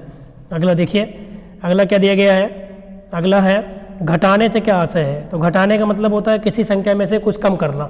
तो एक संख्या में से दूसरी संख्या को कम करना घटाना कहलाता है। घटाना जोड़ का क्या होता है, विलोम होता है। अगला, ये तो एकदम ईजी है। संबोध निर्माण के चरण से आप क्या समझते हैं। तो गणित की शिक्षा में संख्या बोध का अर्थ है संख्याओं का अंतः प्रज्ञात्मक समझ या बोध। संख्याओं के बोध में संख्याएं, उनका परिमाण, उनका परस्पर संबंध, छोटा या बड़ा आदि, उन पर संक्रिया करने से वह कैसे प्रभावित होते हैं आदि सभी चीज़ें इसमें सम्मिलित होती हैं। ठीक है ना। चलिए आगे बढ़ते हैं और अगला क्वेश्चन लेते हैं। अगला क्वेश्चन रहा ये रहा क्वेश्चन। क्या दिया गया है, किसी संख्या के भाजक 9 है, भागफल 7 है, शेषफल 6 है, तो भाज्य ज्ञात करो। मतलब कि भाजक क्या है, 9 है। ठीक है, भाजक 9 है और जो आपका भाज्य कितना है, भाज्य बताना, मान लेते हैं भाज्य x है और भागफल कितना है, 7 है और जो शेषफल बच रहा है वो कितना है, 6 है, ये बच रहा है। तो क्या इसका मान क्या होगा। तो भाज्य बराबर क्या होता है, भाजक गुणे भागफल और प्लस में शेषफल, जोड़ दो उत्तर आ जाएगा। मतलब 9 सते 63, 63 में आप अगर 6 जोड़ दें तो ये पूरा आपका भाज्य आ जाएगा। 63 और 6 69 आएगा। तो ये हो जाएगा यहाँ पे पूरा, ये देखो दिखाया गया है कि भाजक भाज्य बराबर, मतलब भाज्य कितना आया, 69 आया। तो भाज्य बराबर क्या होता है, भाजक गुणे भागफल और प्लस में शेषफल रहेगा। प्लस में शेषफल जब करते हैं तो भाज्य आ जाता है। अगला देखिए, किसी पुस्तकालय में एक अलमारी में 725 पुस्तकें आती हैं, तब 71 मतलब 7,19,925 पुस्तकों को रखना है हमें, तो कितनी अलमारी की आवश्यकता होगी। एक अलमारी में 725 पुस्तक, तो इतनी पुस्तक रखना है, तो बताओ क्या कर दें हम, भाग कर देंगे हम। अगर हम 725 से इसको भाग कर दें तो हमारा उत्तर आ जाएगा। जब इसको 725 से भाग करेंगे तो हमारा कितना आएगा, 993। तो 993 अलमारी की हमें आवश्यकता पड़ेगी। तो ये पूरी जो है किताबें रख पाएंगे आराम से। अगला, हिंदी भाषा सीखने के प्रमुख अंग कौन कौन से हैं। तो हिंदी क्या, किसी भी भाषा को अगर सीखना है तो उसके प्रमुख अंग कौन कौन से हैं। सुनना भाषा सीखने का प्रमुख तथा प्रथम अंग है ना। सबसे पहले हम भाषा क्या करते हैं, सुनते हैं, फिर बच्चा सुनकर तथा पढ़कर भाषा को क्या करता है, सीखता है। भाषा कौशल के अंतर्गत 4 बातें आती हैं, सुनना, बोलना, पढ़ना और लिखना। सुब्बो पाली जिसे शॉर्टकट में कहते हैं। तो ये भाषा कौशल है, 4 होते हैं। अगला, संयुक्त वाक्य किसे कहते हैं। अब संयुक्त का मतलब है कि 2 या 2 से अधिक वाक्य जब जुड़कर एक वाक्य बनेंगे। तो जिस वाक्य में 2 स्वतंत्र उपवाक्य किसी समानाधिकरण समुच्चय बोधक द्वारा एक दूसरे से जुड़े होते हैं वह संयुक्त वाक्य कहलाते हैं। जैसे सोहन पढ़ रहा है और मोहन खेल रहा है। यहाँ पे 2 वाक्य हैं और ये मिलकर एक संयुक्त वाक्य बना रहे हैं। 2 वाक्य है ना, एक है सोहन पढ़ रहा है, दूसरा है मोहन खेल रहा है। अब ये दोनों मिलकर एक संयुक्त वाक्य कहलाएंगे। ठीक है। अगला देखिए, यहीं से मैं बता रहा हूँ बार बार आप जो है लघु उत्तरीय प्रश्न करके आएंगे एग्जाम में। ठीक है। कहानी शिक्षण से आप क्या समझते हैं। तो कहानी शिक्षण से क्या होता है, कहानी के द्वारा बालकों के ज्ञान में वृद्धि होती है, बालकों के मनोरंजन भी मिलता है, आनंद का सर्वश्रेष्ठ साधन है कहानी, जो छात्रों के विचार, कल्पना और तर्क शक्ति को भी क्या करती है, विकसित करती है। ठीक है। एग्जाम में आ जाएगा कहानी शिक्षण का जो है महत्व लिखिए, तो आप लिख देंगे कहानी शिक्षण के द्वारा हम बालकों के ज्ञान में वृद्धि कर सकते हैं, उनको हम मनोरंजन जो है प्रोवाइड कर सकते हैं कहानी के द्वारा ही, उनको विचार करने की भावना उत्पन्न कर सकते हैं, कल्पना करने, इमेजिनेशन पावर को बढ़ा सकते हैं, रीजनिंग पावर को उनके हम बढ़ा सकते हैं। ये सब तो देख रहे हैं ना, जो है दीर्घ उत्तरीय प्रश्न लिख सकते हैं बहुत आराम से। सौभाग्य का विलोम क्या है, सौभाग्य का विलोम क्या है, दुर्भाग्य। ठीक है। इकाई किसे कहते हैं। अब इकाई का मतलब जब पूरा कोई चीज़ ग्रुप में रखा गया हो ऐसे ग्रुपिंग में, और इसमें से कोई एक चीज़ बाहर निकाल दी जाए तो ये क्या हो जाएगी, इसकी अपेक्षा एक इकाई होगी। तो एक सी वस्तुओं के समूह में से, देखो यहाँ पे एक सी कई सारी वस्तुएं रखी गई हैं, इसमें से किसी एक वस्तु को क्या कहते हैं, इस समूह का, इस वस्तु को, इस समूह का क्या कहेंगे, इकाई समूह कहा जाता है, इकाई कहेंगे हम। ठीक है। तो एक सी वस्तुओं के समूह में से किसी एक वस्तु को, उस वस्तु का हम इकाई समूह कहते हैं, इकाई कहते हैं। अगला, अंक का स्थानीय मान किसे कहते हैं। तो किसी भी अंक के 2 मान होते हैं, स्थानीय और जातीय। 2 वैल्यू होती है, प्लेस वैल्यू और फेस वैल्यू। तो किसी भी संख्या के किसी अंक का स्थानीय मान ज्ञात करने के लिए दाएं से बाएं की ओर संख्या के स्थान की गिनती करते हैं, फिर उसके स्थानीय मान का निर्धारण करते हैं। अंक के स्थानीय मान का अर्थ है वह अंक किस स्थान पर है, जैसे इकाई पर है, दहाई पर है, सैकड़े पर है या फिर हजार पर है। तो स्थानीय मान का मतलब है कोई भी संख्या किस अंक पर है, किस स्थान पर है, इकाई पर है, दहाई पर है, सैकड़े पर है। ऐसे जैसे हमने संख्या 1 लिखा, यहाँ पे लिख दिया 85। अब मान लो मैं यहाँ पे 5 का स्थानीय मान क्या होगा, 5 इकाई पर है तो 1 से गुणा होगा 5 होगा। 8 कितने पर, दहाई पर है तो 8 में 10 से गुणा होगा, सी आएगा। तो स्थानीय मान क्या बताता है कि कोई भी अंक किस स्थान पर है, मतलब इकाई पर है, दहाई पर है, सैकड़े पर है, या हज़ार पर है, लाख पे है, कहाँ पे है। ठीक है, समझ में आ गया होगा, लिख सकते हैं अब आप। अगला क्वेश्चन देखें आप, सरल वाक्य किसे कहते हैं। तो जिस वाक्य में एक उद्देश्य और एक विषय हो, मतलब विधेय हो, अथवा जिस वाक्य में एक ही क्रिया हो, उसे सरल वाक्य कहते हैं। मतलब है, सरल वाक्य मतलब है कि जैसे सरिता स्कूल जा रही है तो इसमें एक ही आपका उद्देश्य है कि सरिता स्कूल जा रही है, मतलब और वो कहीं नहीं जा रही, स्कूल ही जा रही है। तो जिस वाक्य में केवल एक उद्देश्य, निश्चित उद्देश्य हो, उस वाक्य को हम सरल वाक्य कहते हैं। ऐसे लिख सकते हैं आप कि जिस वाक्य का एक निश्चित उद्देश्य हो, केवल एक निश्चित उद्देश्य हो, उस वाक्य को हम सरल वाक्य कहते हैं और उसमें एक ही क्रिया होती है। जैसे कि सरिता स्कूल जा रही है तो इसमें सरिता जो है वो स्कूल जा रही है, उसका एक ही उद्देश्य है इसमें। अगला 346 में सभी अंकों का स्थानीय मान लिखिए। अब 346 में अब 3 का स्थानीय मान, 3 कहाँ पर है, देखो इकाई दहाई सैकड़ा पर, तो 3 में 100 से गुणा होगा 300 आएगा। 4 दहाई पर है तो 10 से गुणा होगा 40 आएगा। 6 इकाई पर है तो 6 में 1 से गुणा होगा 6 आएगा। क्लियर हो गया। आरोही क्रम किसे कहते हैं। अब आरोही क्रम का मतलब मैंने बताया था पहले ही कि बढ़ता हुआ क्रम होता है। तो आरोही क्रम में सबसे पहले सबसे छोटी संख्या को लिखा जाता है, फिर उससे बड़ी संख्या लिखते हैं और इसी क्रम में और अंत में सबसे बड़ी संख्या लिख दी जाती है। जैसे कि 1 है, 2 है, 3 है और लास्ट में हमने लिख दिया 5, या 4 है उसके बाद लास्ट में 5 लिख दिया। तो ये इसका क्या कौन सा क्रम बन गया, आरोही क्रम। घटता क्रम पूछे तो सबसे पहले सबसे बड़ी संख्या, फिर उससे छोटी, फिर उससे छोटी और अंत में सबसे छोटी संख्या लिखते हैं। क्लियर हो गया होगा। चलिए अगला देखिए क्वेश्चन। पूरा आप वीडियो देखना आप एग्जाम में धुआं पूरा एकदम काट के आएंगे आप। हंस पद विराम चिन्ह से क्या तात्पर्य है, क्या, तो देखते हैं। निम्नलिखित लिखते समय हंस पद का मतलब होता है ऐसे बनता है चिन्ह, और जब हम कोई शब्द लिख रहे हो है ना और गलती से कोई छूट जाए बीच में शब्द, तो इसको पूरा करने के लिए ये चिन्ह हम लगाते हैं। तो लिखते समय जब कोई अंश छूट जाता है तो यह हंस पद या त्रुटिपूर्वक चिन्ह, ये वाला जो चिन्ह बना है, लगाकर शब्द को लिख देते हैं। ठीक है, जैसे राम स्कूल जाता है, मान लो स्कूल छूट गया तो राम उसके बाद ये चिन्ह बना देंगे, जाता है, फिर इसके जगह पे भर देंगे हम यहाँ पे स्कूल भर देंगे। क्लियर। आकाश के 3 समानार्थी शब्द मतलब पर्यायवाची शब्द, तो नभ गगन अंबर ये सभी हो जाते हैं। नभ गगन अंबर आसमान ये सभी के हैं आकाश के समानार्थी शब्द हैं। अगला प्राकृतिक संख्या किसे कहते हैं। तो जिन संख्याओं को की सहायता से रहेगा यहाँ पे, जिन संख्याओं की सहायता से इस किसी वस्तु को गिनती कर सकते हैं वह संख्या प्राकृतिक संख्या कहलाती है।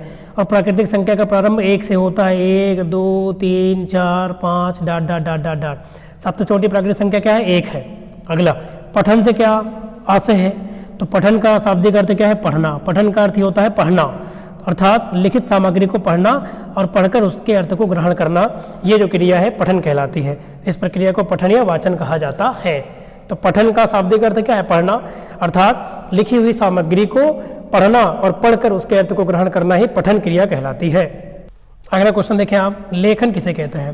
तो जब हम अपने मन की बाहरी एवं अंदरूनी भावों एवं विचारों को शुद्ध रूप प्रदान करके लिपिबद्ध करते हैं तो इस प्रकार की अभिवृत्ति को लेखन कहा जाता है। तो कुल मिलाकर लेखन प्रक्रिया को आप लेखन किसे कहेंगे कि किसी भी व्यक्ति के द्वारा अपने मन के बाहरी एवं अंदरूनी भावों को प्रकट करना, लिख कर प्रकट करना, लिपिबद्ध करके प्रकट करना क्या कहलाता है, लेखन कहलाता है। लेखन की शुद्धियाँ क्या है। तो लेखन की शुद्धियों के अंतर्गत अगर जो है किसी भी बालक को रेफ या रकार शब्दी दोष है, नहीं पता सही से तो दोष होगा। शिरोरेखक ज्ञान नहीं है, अनुस्वार एवं अनुनासिक सही से नहीं पता है तो भी दिक्कत होगी, है ना। वर्णों का लोप है, वचन संबंधी दोष है, अल्पप्राण और महाप्राण की शुद्धि है, तो ये सभी लेखन की शुद्धियाँ आएंगी। अगला आरंभिक पठन कौशल के उद्देश्यों की प्राप्ति के हेतु आवश्यक है क्या। तो शिक्षण और बालक के बीच में आत्मीय संबंध पहले होना चाहिए, ये बहुत जरूरी है। अगला देखिए आप, अगला क्वेश्चन क्या है, पठन कौशल के बाधक तत्व क्या है। तो पठन कौशल के बाधक मतलब क्या क्या बाधक तत्व हैं। अति शीघ्रता के साथ पढ़ना, अटक अटक कर बोलना, व्याकरण तत्वों के ज्ञान का अभाव, एकाग्रता का अभाव पठन कौशल में बाधा पहुंचाते हैं। ठीक है ना, एकदम सिंपल है, एक बार आप सही से पढ़ लेंगे तो याद ही रहेगा। ये लेखन से कौशल को प्रभावित करने वाले कौन कौन से तत्व या दोष हैं। तो शिरोरेखा की उपेक्षा, शब्दों के बीच का अभाव, अक्षरों का विकृत आकार, विराम चिन्हों में त्रुटियाँ, अनुस्वार एवं अनुनासिक संबंधित त्रुटियाँ। मतलब ये देख रहे हो बार बार वही क्वेश्चन घुमा फिरा के आ रहे हैं। वाक्य कितने प्रकार के होते हैं? तो वाक्य 8 प्रकार के होते हैं। इंपॉर्टेंट रहेगा, एग्जाम में बन सकता है। ठीक है, कौन कौन? विधानार्थक, निषेधार्थक, प्रश्नार्थक, आज्ञानार्थक, संदेहार्थक, संकेतार्थक, इच्छार्थक तथा विस्मयार्थक। ये सभी वाक्य हैं प्रकार वाक्य के। तो 8 प्रकार हैं वाक्य के, इनको आप याद कर लेंगे एक बार। अगला देखिए, वर्ड किसे कहते हैं?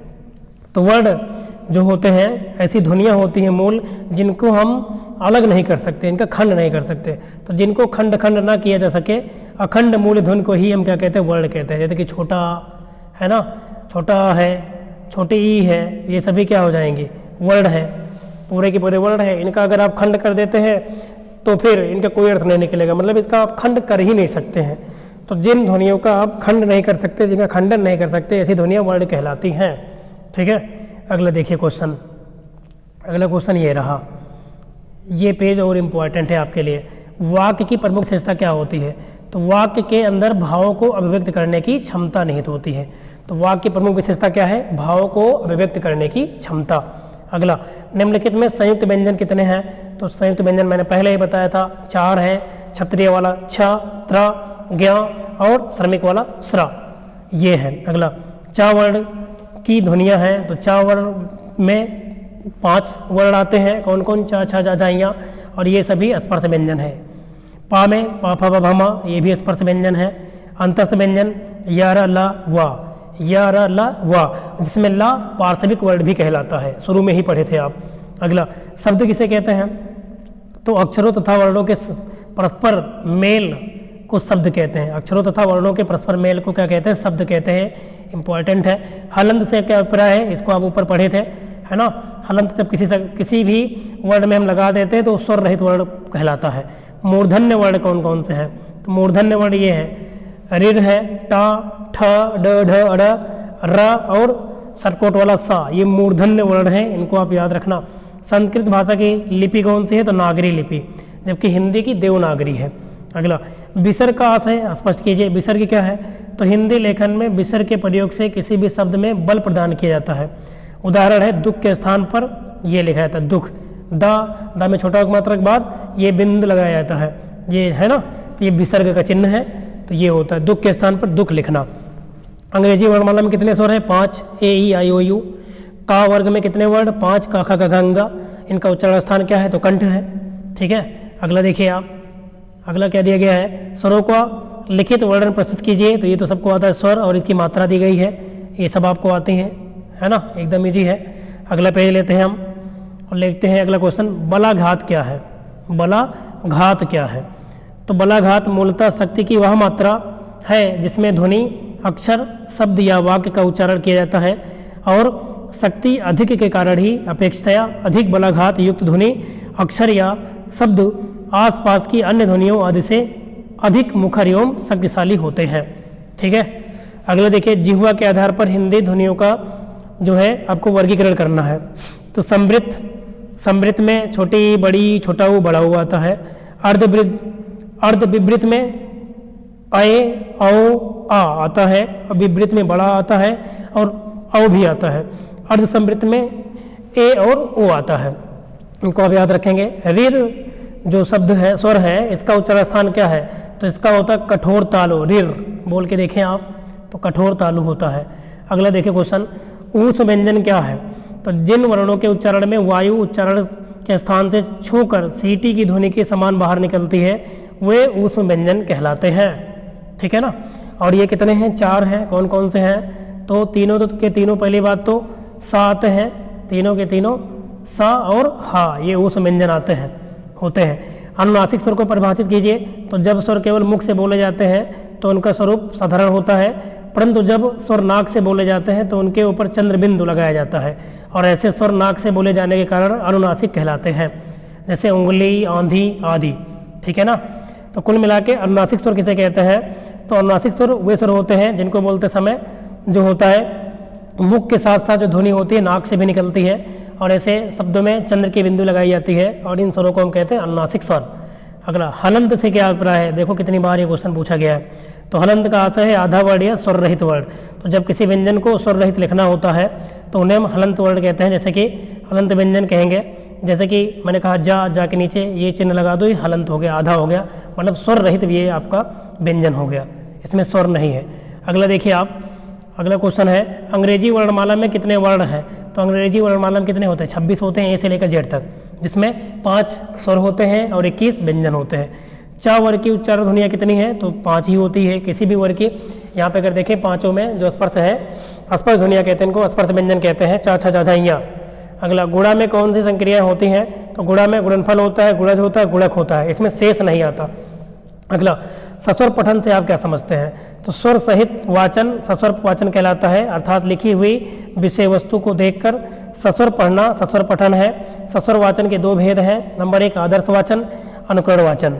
शिक्षक द्वारा किए जाने वाला वाचन आदर्श वाचन कहलाता है। अगर आपसे एग्जाम में पूछे आदर्श वाचन किसे कहते हैं, तो शिक्षक द्वारा किया जाने वाला वाचन आदर्श वाचन कहलाता है।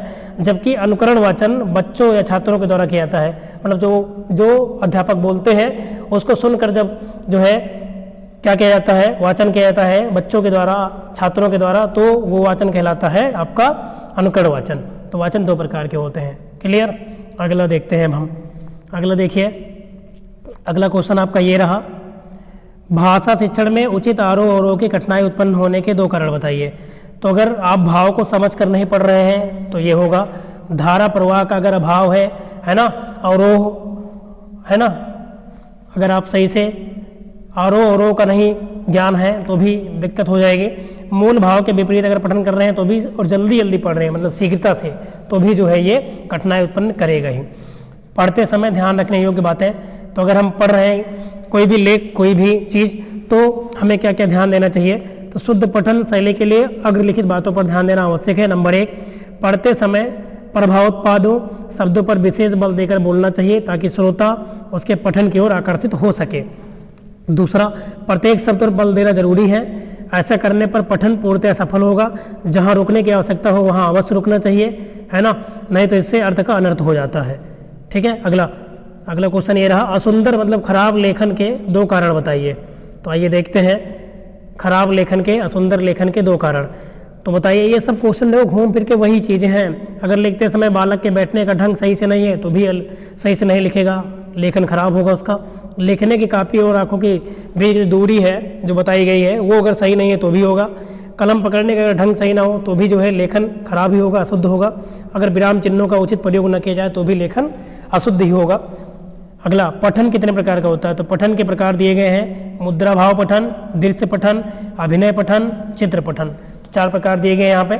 अगला, शब्द किसे कहते हैं? शब्द की परिभाषा इस प्रकार है, निश्चित अर्थ को अभिव्यक्त करने वाले वर्णों के समूह को शब्द कहते हैं। क्या? निश्चित अर्थ को अभिव्यक्त करने वाले वर्णों के समूह को शब्द कहते हैं। जैसे मोहन, पुस्तक, विद्यालय आदि, ये सभी क्या है? शब्द है।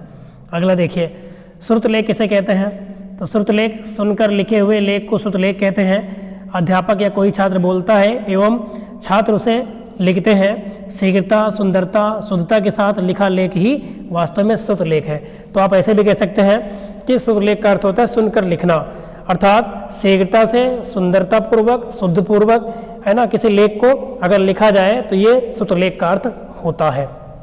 स्पर्श व्यंजन का आशय, तो जिन व्यंजनों के उच्चारण में मुख द्वार को बंद करके इस प्रकार बोलते हैं कि हवा उच्चारण स्थानों को स्पर्श मात्र करती है, स्पर्श व्यंजन कहलाते हैं। जैसे क, ख, ग, घ, अंग, है ना, मतलब जो 25 है इनकी संख्या, कौन कौन से का वर्ग है, पा वर्ग है, टा वर्ग है, चा वर्ग है ना, 5 वर्ग हैं और पांचों में 5-5 वर्ण हैं, तो 25 है कुल इनकी संख्या। संकर शब्दों को उदाहरण से समझाइए। तो संकर शब्द किसे कहते हैं? आइए देखते हैं। ये शब्द 2 भाषाओं के शब्दों से मिलकर बना लिए गए होते हैं, इन्हें संकर शब्द कहते हैं। तो जो संकर शब्द होते हैं ये 2 भाषाओं के शब्दों से मिलकर बने होते हैं। जैसे रेल गाड़ी, रेल इंग्लिश का शब्द है और गाड़ी आपकी हिंदी, तो रेलगाड़ी। नेक चलन, ठीक है ना, तो ये हो गया। वर्षगांठ, तो ये सभी क्या है? संकर शब्द के उदाहरण है। इसमें 2 भाषा का प्रयोग किया जाता है, 2 भाषाओं का प्रयोग करके एक शब्द बनता है। विलोम शब्द किसे कहते हैं? सिंपल है, जो शब्द परस्पर विपरीत अर्थ प्रकट करते हैं उन्हें विलोम शब्द कहते हैं। जैसे धनी का निर्धन, प्रकाश का अंधकार, है ना, विलोम सौभाग्य का दुर्भाग्य, ये सभी विलोम शब्द हो जाएंगे। अगला देखिए, अगला क्वेश्चन आपका ये रहा, इसको जूम करते हैं। ये क्वेश्चन देखो 2017 में भी आया है। शून्य को किसी संख्या से भाग देने पर भागफल क्या आता है? तो गणित में जब शून्य को किसी संख्या से भाग करते हैं तो शून्य से भजन नहीं यार, गलत लिखा है यहाँ पे। इस भाजक बोलेंगे, यहाँ पे क्या बोलेंगे? भाजक। शून्य से भाजक कहते हैं। और इस भाजक में जो भाजक होता है शून्य होता है, सामान्यतः गणित में यह भाजन अर्थहीन है, अतः शून्य से भाजक जो है अपरिभाषित है। तो शून्य से किसी संख्या को जब हम भाग देते हैं, मैंने पहले ही बताया था, तो गणित में इसका मान कितना होता है? अनंत आता है, इनफाइनाइट, मतलब इसको अपरिभाषित नहीं है बोलते हैं। वास्तविक मान किसे कहते हैं? तो किसी अंक का वह मान जो कभी नहीं बदलता उसे वास्तविक मान कहते हैं। जैसे 235 में 2 का वास्तविक मान 2 है, ठीक है ना, जबकि इसका स्थानीय मान कितना है? 200 है। ये देखो दिया भी है, ठीक है। वास्तविक मान का मतलब होता है कि फेस वैल्यू, ठीक है ना इसका। अगला, किसी संख्या को शून्य से गुणा करने पर गुणनफल शून्य प्राप्त होता है। उदाहरण दीजिए।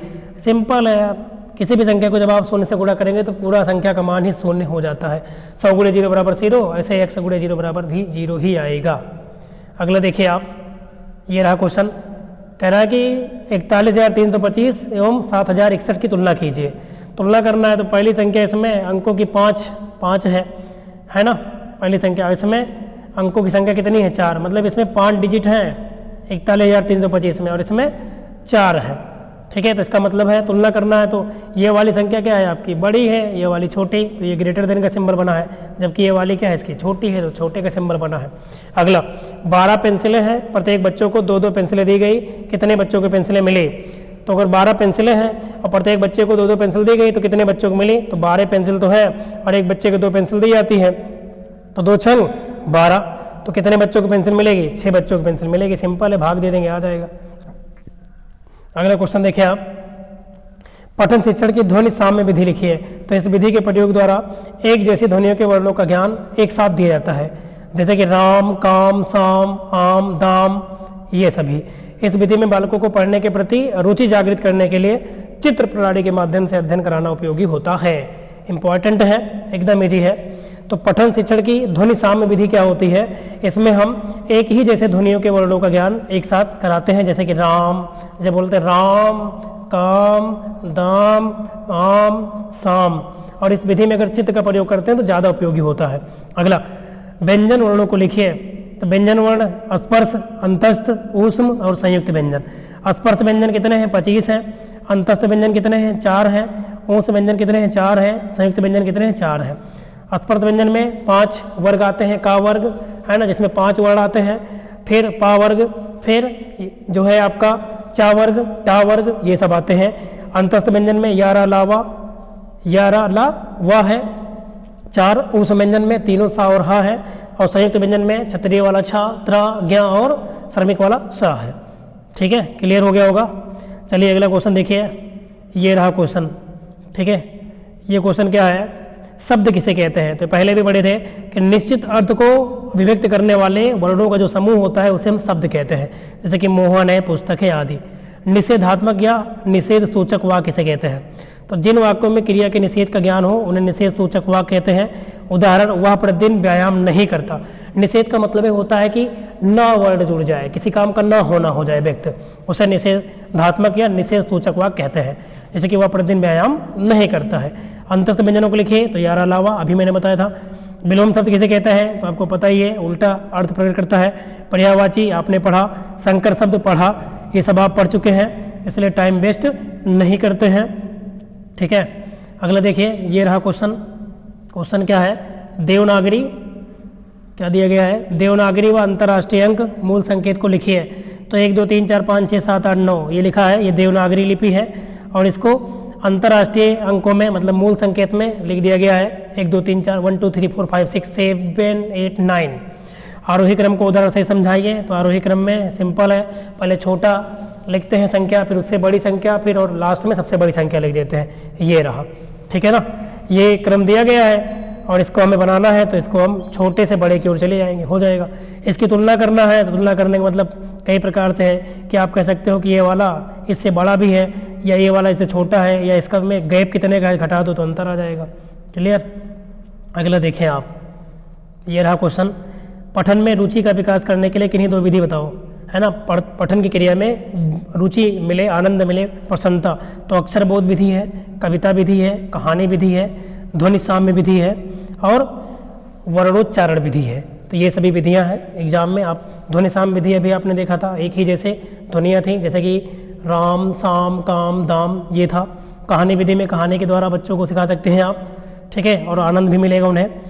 लेखन के किन्हीं दो दोषों को लिखिए, तो ये सब कई बार आप पढ़े, ठीक है ना, तो बार बार वही क्वेश्चन है, टाइम वेस्ट करना नहीं है। ये रहा स्वर किसे कहते हैं, ये भी आप पढ़ चुके हैं। ये रहा किन्हीं चार दीर्घ स्वरों को लिखिए, तो दीर्घ स्वर मतलब बड़े स्वर जिन्हें बोलते समय 2 मात्रक समय लगता है, बड़ा, बड़ी, बड़ाऊ, ए, आए, ओ, आओ, ये सभी हैं। अगला, संक्षेप सूचक अथवा लाघव चिन्ह का प्रयोग कहाँ किया जाता है, इंपॉर्टेंट रहेगा। तो संक्षेप सूचक अथवा लाघव चिन्ह का प्रयोग शब्दों को संक्षिप्त करने के लिए होता है। जैसे कि कृपया लिखना है तो आधा का के नीचे रीज का चिन्ह प और ऊ लिख देते हैं हम। डॉक्टर लिखना हो तो हम ऐसे लिखकर और ये चिन्ह बना देते हैं, डॉक्टर बन जाता है ना, शॉर्टकट में ये हो जाता है, ठीक है। तो एक लास्ट पेज ये रहा आपके लिए, और इस प्रकार आप लिख लेंगे। थोड़ा सा काम और आप करेंगे, 2-3 लोगों का जीवन परिचय याद कर लेंगे, इतना तो आप कर ही लेंगे, बाकी हमने लगभग सब करा दिया। आप लघु उत्तरीय प्रश्न कर लेंगे। एक बार आप जीवन परिचय और जो आपके उसमें होता है लिखने के लिए, जैसे कि अवकाश के लिए प्रार्थना पत्र, बहुत सिंपल है, वैसे भी आपको आता होगा, लेकिन एक बार आप देख लेना, ठीक है ना, इतना तो आप कर ही सकते हैं। अचल तथा अचला का अर्थ स्पष्ट करते हुए दोनों में अंतर लिखिए। तो अचल का मतलब होता है स्थिर, मतलब रुका हुआ, जबकि अचला का अर्थ होता है पृथ्वी, ठीक है। वर्ण तथा शब्द में अंतर एक एक उदाहरण से समझाइए। तो वर्ण जो होता है ये भाषा की सबसे छोटी इकाई है। वर्ण को अक्षर भी कहा जाता है। शब्दों की उत्पत्ति वर्णों से ही होती है। निश्चित अर्थ को अभिव्यक्त करने वाले वर्णों के समूह को शब्द कहते हैं। तो देख सकते हैं आप, निश्चित अर्थ को प्रकट करने वाले जो वर्णों का समूह है उसे शब्द कहते हैं। जैसे कि मोहन है, पुस्तक है, और जो वर्ण है ये भाषा की सबसे छोटी इकाई होती है। वर्णों को अक्षर भी कहा जाता है। अगला, 2 सैकड़ा प्लस 3 इकाई प्लस 1 इकाई, 2 सैकड़ा 3 दहाई 1 इकाई मिलकर कौन संख्या बनाएंगी। अब 2 सैकड़े का मतलब क्या है, सैकड़े में 100 से गुणा होगा तो 200 आएगा। 3 दहाई का मतलब 10 से गुणा होगा 30 आएगा। 1 इकाई का मतलब 1 आएगा। अब इनको जोड़ दो आप, कौन संख्या बनेगी, तो जोड़ेंगे आप तो 231 बनेगा। कितना आएगा, 231। अगला क्वेश्चन आप देखें, कह रहा है कि 6368 में संख्या के में प्रत्येक 6 का स्थानीय मान बताओ। तो यहाँ पे 2 संख्या है ना, तो एक दहाई पर 6 है, ये रहा, तो दहाई पर ये 60 हो जाएगा, और एक 1000 पर है तो 6000 हो जाएगा। क्लियर, ये बताना था। अगला, 1,69,679 को हिंदी भाषा में लिखना है, तो ये लिख दिया गया। कभी कभी देखो ऐसा भी क्वेश्चन पूछ सकता है। 48 सेब 4 बच्चों में बांटे गए, प्रत्येक बच्चे को कितने सेब मिलेंगे। कितने सेब हैं, 48 सेब हैं, और इनको 4 बच्चों में बांटना है, तो 4 से भाग कर दो, एक बच्चे कितना सेब मिलेगा, 12 मिलेगा, तभी तो 12 चौक 48 आएगा, तो 12 सेब मिलेंगे। अगला क्वेश्चन देखें आप। अगला क्वेश्चन है, निम्नलिखित को अवरोही क्रम में सेट करें, मतलब लिखिए। तो इसको अवरोही क्रम मतलब घटते हुए क्रम में, सबसे पहले सबसे बड़ा, फिर उससे छोटा, लास्ट में सबसे छोटा। सिंपल है। संख्या किसे कहते हैं, यही शायद लास्ट क्वेश्चन भी है। हाँ, तो संख्या किसे कहते हैं, तो इकाई या इकाइयों का मेल संख्या कहलाती है, अथवा कोई भी इकाई जितनी बार ली जाती है वो संख्या है। कोई भी संख्या जो 10 अंकों की सहायता से लिखी जाती है वो अंक है। जैसे कि 0, 1, 2, 3, 4, 5, 6, 7, 8, 9, ये सभी क्या है, अंक है। उदाहरण के लिए 499, 6000, 1796 आदि, ठीक है। तो कैसी रही क्लास आप कमेंट करके बताएंगे। पसंद आई हो तो लाइक करना, सब्सक्राइब कर देना चैनल को, यदि ना किया हो तो शेयर भी कर देंगे, ताकि और भी मित्रों का जो है एग्ज़ाम अच्छा हो सके, बेहतरीन स्कोर कर सकें वो। एक काम हम बता रहे हैं आपको फिर से लास्ट में कि आप ये जरूर पढ़ लेना, है ना। जीवन परिचय एक बार थोड़ा सा देख लेना, 2-3 लोगों का आप, है ना, जैसे कि महादेव वर्मा है, कबीर दास है, सूरदास हैं और जयशंकर प्रसाद हैं, इनको देख लेना आप एक बार। और जो है उधर आप एक जो प्रार्थना पत्र एक बार देख लेना। बाकी इतना इसमें हमने करा दिया है कि आप एग्ज़ाम में पूरा का पूरा अच्छा स्कोर करके वैसे भी आएंगे आप। तो चलिए यहीं तक रखते हैं, मिलते हैं अगले वाले पार्ट में, जो कि है आपका दूसरा पेपर, जो कि किसका है, ये आपका पेपर हो जाएगा शैक्षिक प्रबंधन एवं प्रशासन, वो भी 50 नंबर का होता है, और ये दोनों पेपर एक दिन में ही होंगे। तो प्रयास है कि आज ही या कल तक आपको वो क्लास भी मिल जाएगी 100%, ठीक है ना। तो चलिए यहीं तक रखते हैं क्लास को। वीडियो को आपने पूरा वॉच किया, इसके लिए आप सभी का बहुत बहुत धन्यवाद।